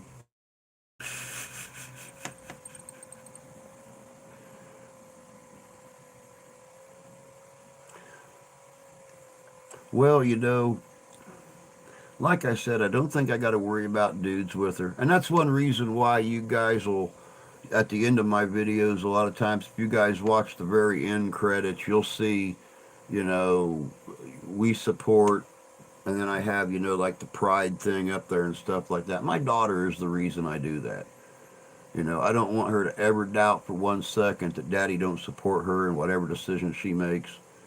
And, even though I think she would make absolutely beautiful children, she has got as good a taste in young girlfriends as she is herself. And they've all been beautiful people, amazing personalities, very, very sweet and respectful. As long as that never changes, I ain't never going to have a bitch, moan, growl, whine, nothing about anybody that she involves in her life. Daughter made fun of me because I freaked out. She was calm, really went laughing at me. When I went to kill it, she said I was a caveman swinging at it. I'm old, yes, but I still need a woman several times a week. Tony, our daughter's only 28. On May 6th, she'll graduate with her MBA, and maybe we'll start getting grandkids. And maybe it'll be with a different guy. Appreciate it. Howdy, everyone. Hi, Drew. Hi, AP. It's okay, whatever makes her happy. That's exactly it. That's exactly it. And I don't care. Whatever makes her happy, I am proud and supportive. I saw the weirdest thing Saturday. Me and Papa Carrie were at a store when I saw a stitched Vaquero style holster.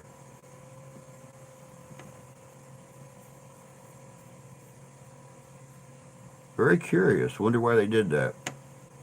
Huh. Very cool. My youngest is 35, I think. My oldest is 40. They're all daddy's girls. Luke, are you going to have a life tomorrow? I'm honestly proud of my girls. Good. My daughter's got to do anything just short of capital murder to make me not proud of her. I worship the ground that little thing walks on. I wish I would have been instrumental in her creation. But, she was 6.5 years old when we met. And she's got me wrapped. She's got me wrapped tighter than that ring right there. I see a tear, and uh, I see a tear. I am microwave mayonnaise. I am just goo at her feet. She can mold me into whatever she wants. Good, Drew. Hope you're doing well. I appreciate that, John. I'm still crap. The other day I said I was knocking on the knocking on Hell's Gate. Uh, I think I'm still standing in the front yard somewhere. I'm not knocking on Devil's door anymore, but I still can't breathe. I got Vicks all up along here. I got it all over my chest. I'm taking pills to break up everything up here.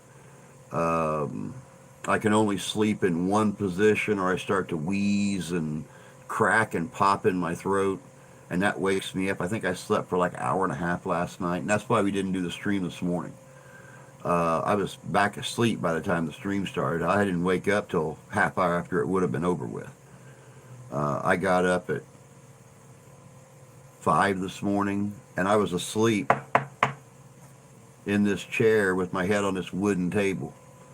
Um, Within 40 minutes, I turned on the coffee pot. Didn't even get a cup of coffee. I was passed out. So hopefully, I'm not like that tomorrow morning. We're all self-sufficient human beings. Depends on who.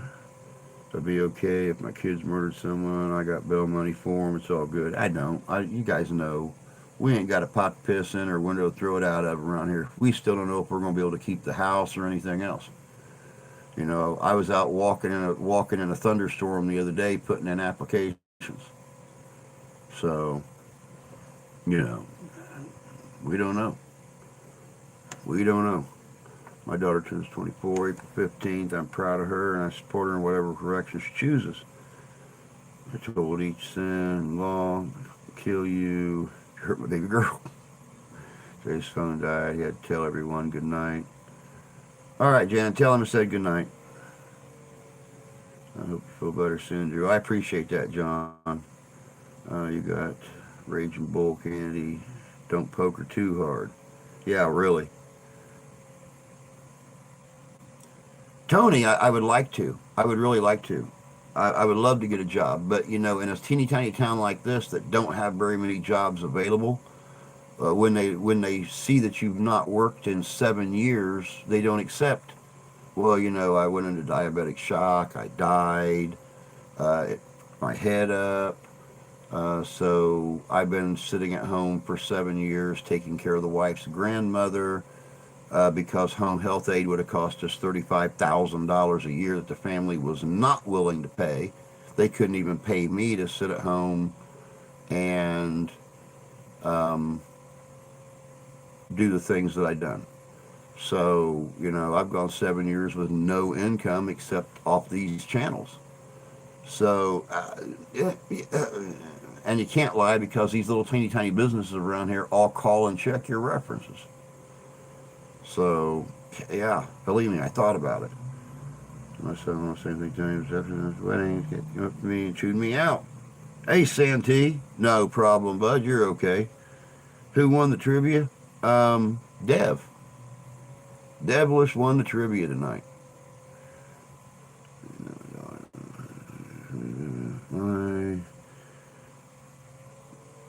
You gave care. Oh, believe me, Tony, and that's the funny thing.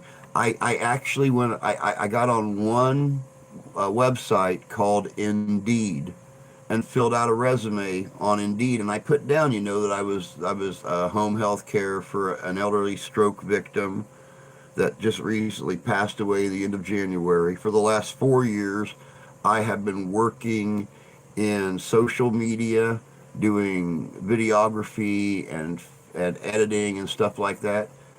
I have got probably 2 dozen job offers, some of them for a registered nurse at a dozen different retirement communities and nursing homes and stuff like that, but they're all like 40, 50 miles away. I got one job offer working in advertising, but it's still 25 miles away. I got no way to get back and forth. We're trying to get right here where I can walk to work, and walk home. But yeah, I've got nothing from any of the local businesses. They're all anywhere between 25 and 50 miles away.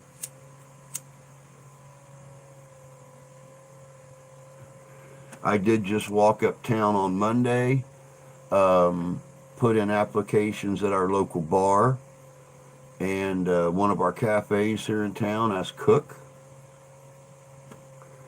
I mean, we sat down, me and the wife sat down, figured if I can make $300 a week, which, I mean, come on, do the math. That's chicken. That's 30 hours a week at minimum wage here in the state.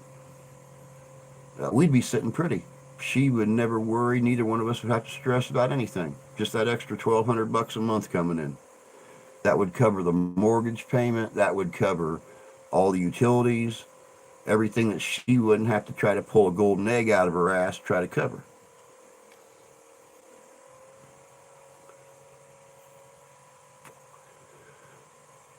Now, there are no temp services around here. Our nearest temp services are 45 miles away.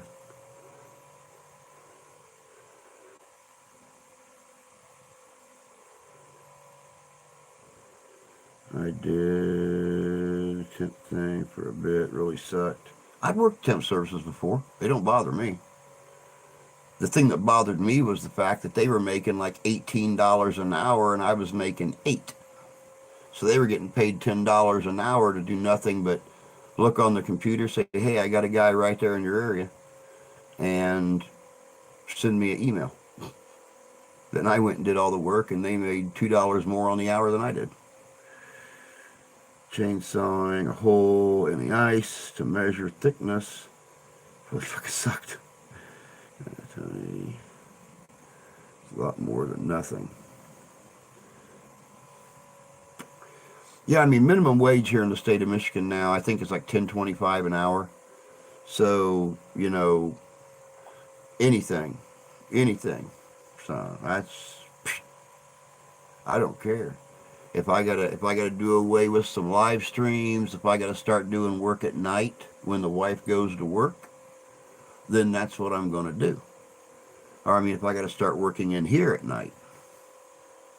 Yeah, exactly. 320 a week is better than nothing. You got it. You got it.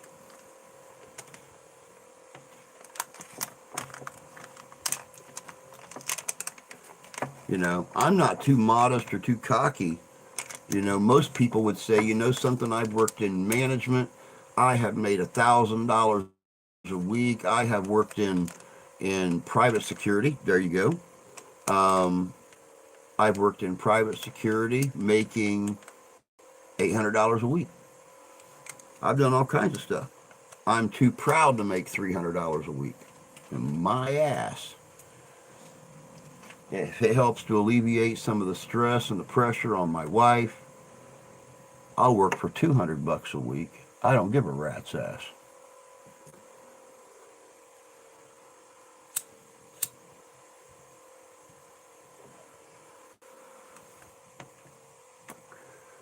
I suppose you could work nights, try private security. The only private security gig here in town is out at the,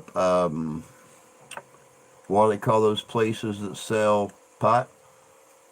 I keep wanting to call them a suppository because you're just shoving money up our ass. Um, but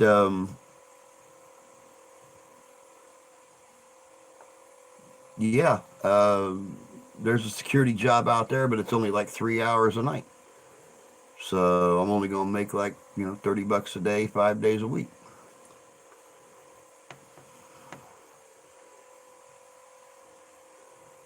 Wish I could make 320 a week with my Mary Kay. Yeah, I know that'd be cool, wouldn't it? $300 a week is enough to cover your house payment.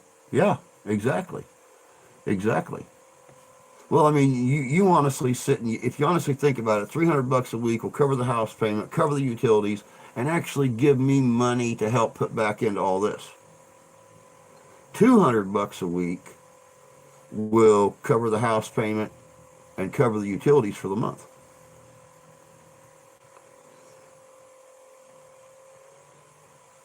I mean, you sit and figure the house payments $625 a month. That's still going to leave $175 a month to cover gas and water. Well, yeah, electric and gas water. I can't get a driver's license. I can't get a driver's license. Dude, I can't see to do it. Right now, I might as well be sitting here like this trying to read things. This is nothing but a white haze. I am scared to death to ride in the passenger seat of a car, let alone think about getting behind the wheel of one. And the only eye doctor in this area that will take my insurance don't want to do anything with this eye until this eye starts going bad. They don't want to have to go in twice within just a few months and fix things.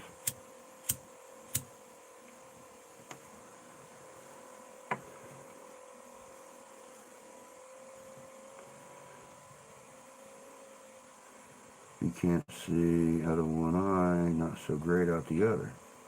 There are people out there driving that are far worse.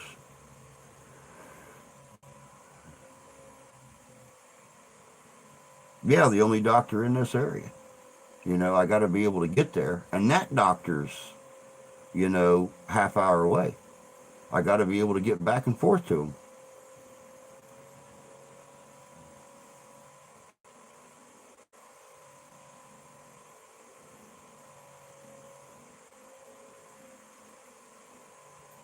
Believe me, I've already thought about that. I've beat my head against the wall like crazy trying to figure out the eye thing.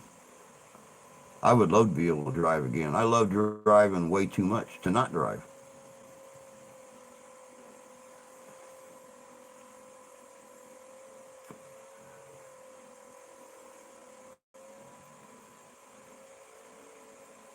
My missus hammers me for not wearing glasses.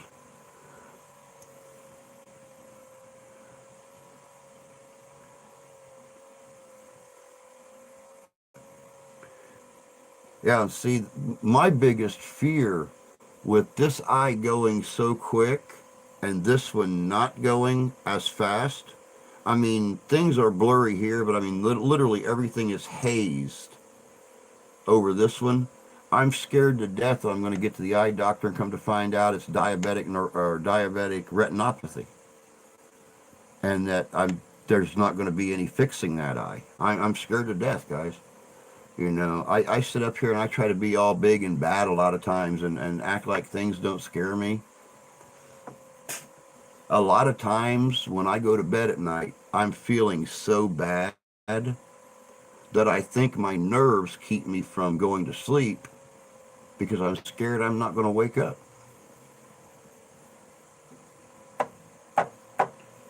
I'm scared to go outside and do anything for fear of stepping on something or hurting my foot or something and losing a leg. All life, life has scared the hell out of me these last few years.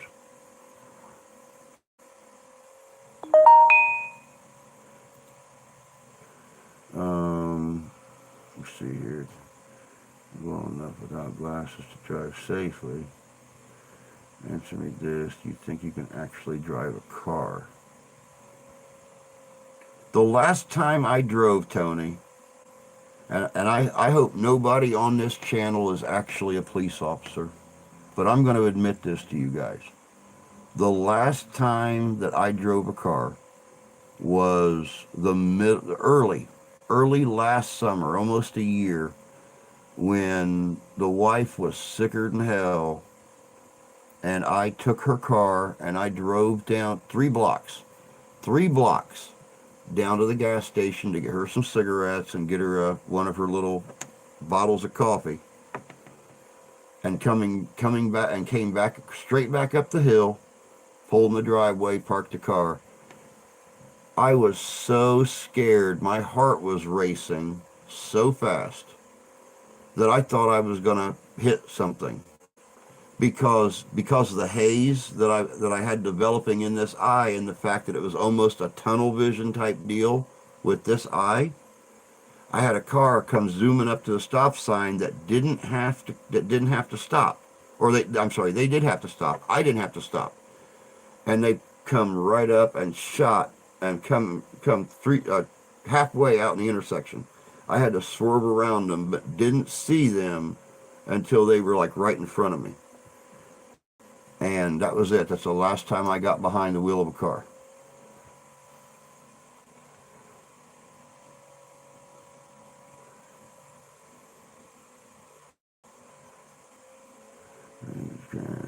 Someday help them understand you. That shit, they crashed. No, I didn't crash.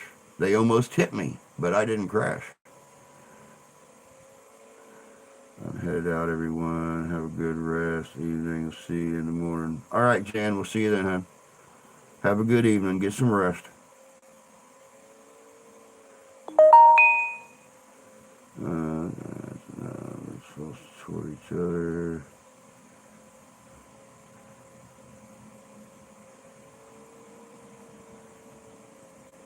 Yeah, you're right. I didn't crash. But that was so close. That was enough to scare me to never even. I mean, I don't mind going out and starting her car for her on a cold morning, scraping the windows off and stuff, even moving it, even backing it out of the spot and pulling it up by the steps. But that's all being done out of this eye. When I back up, I come back straight back, and I can see the house, I can see the edge of the driveway, I can see everything out of this eye. In the morning time, when it's still dark and I fire up the car to move it, this is nothing but black. There's nothing there. I have no depth perception. I have nothing anymore. Other thing is, he should have, and then been at fault, even if he wasn't. I'm trying to point something out. People with one eye drive.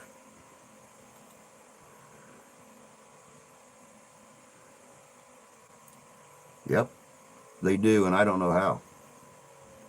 I don't know how they do it.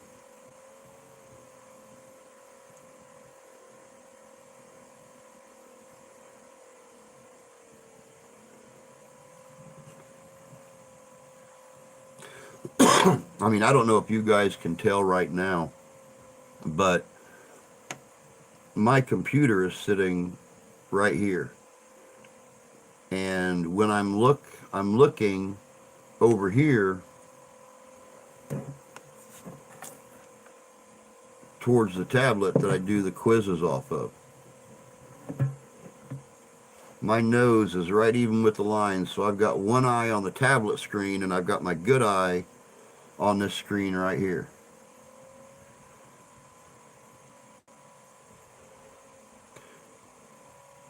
I don't know, Tony. That's a very, very good question. It really is. And I'm not faulting you for asking these questions the way you are, because whether you admit it or not, you're asking these questions the way you are because you care.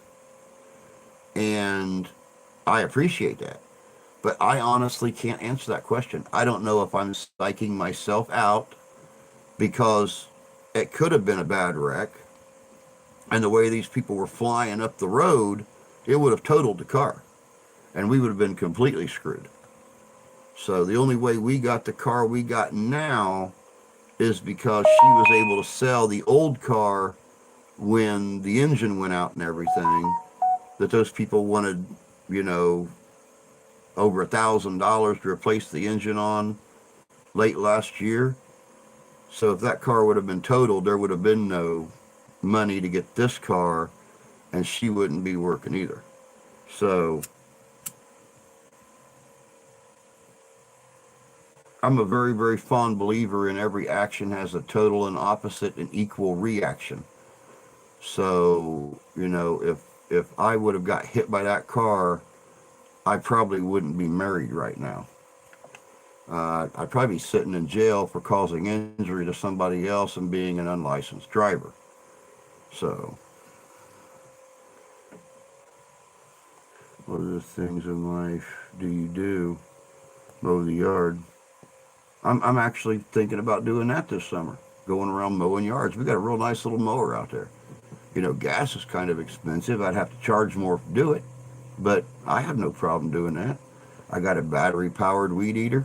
I got a, um, I got a good mower. I'm gonna do whatever I can do.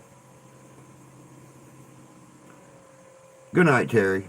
You have a good evening. Yeah, I know it's after that time. I gotta go spend some time with the wife before she's got to leave for work here in less than an hour.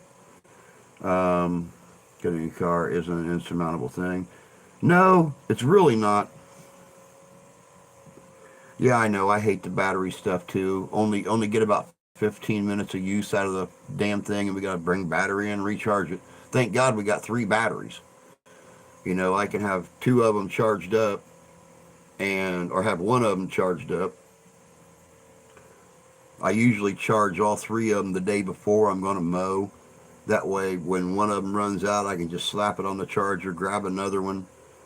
You know, when it runs out, bring it in, set it on the table, pick up the other good one. By the time I get done with the third one, the first one's usually charged. I can come in, slap the third one on, pull the first one off. Yeah, it's a continuous thing. So usually mowing and trimming the property takes 2 days. So, you know,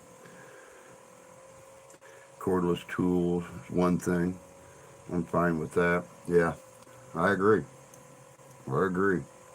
And I was actually supposed to get a van last year to do different things with, especially go on the investigations and use for the channel, because that way it would be less wear and tear on everybody's personal vehicles. But that deal fell through. The person that was going to get the van couldn't do it. Things happened with them. But they were going to get the van, pay cash for it, give it to me.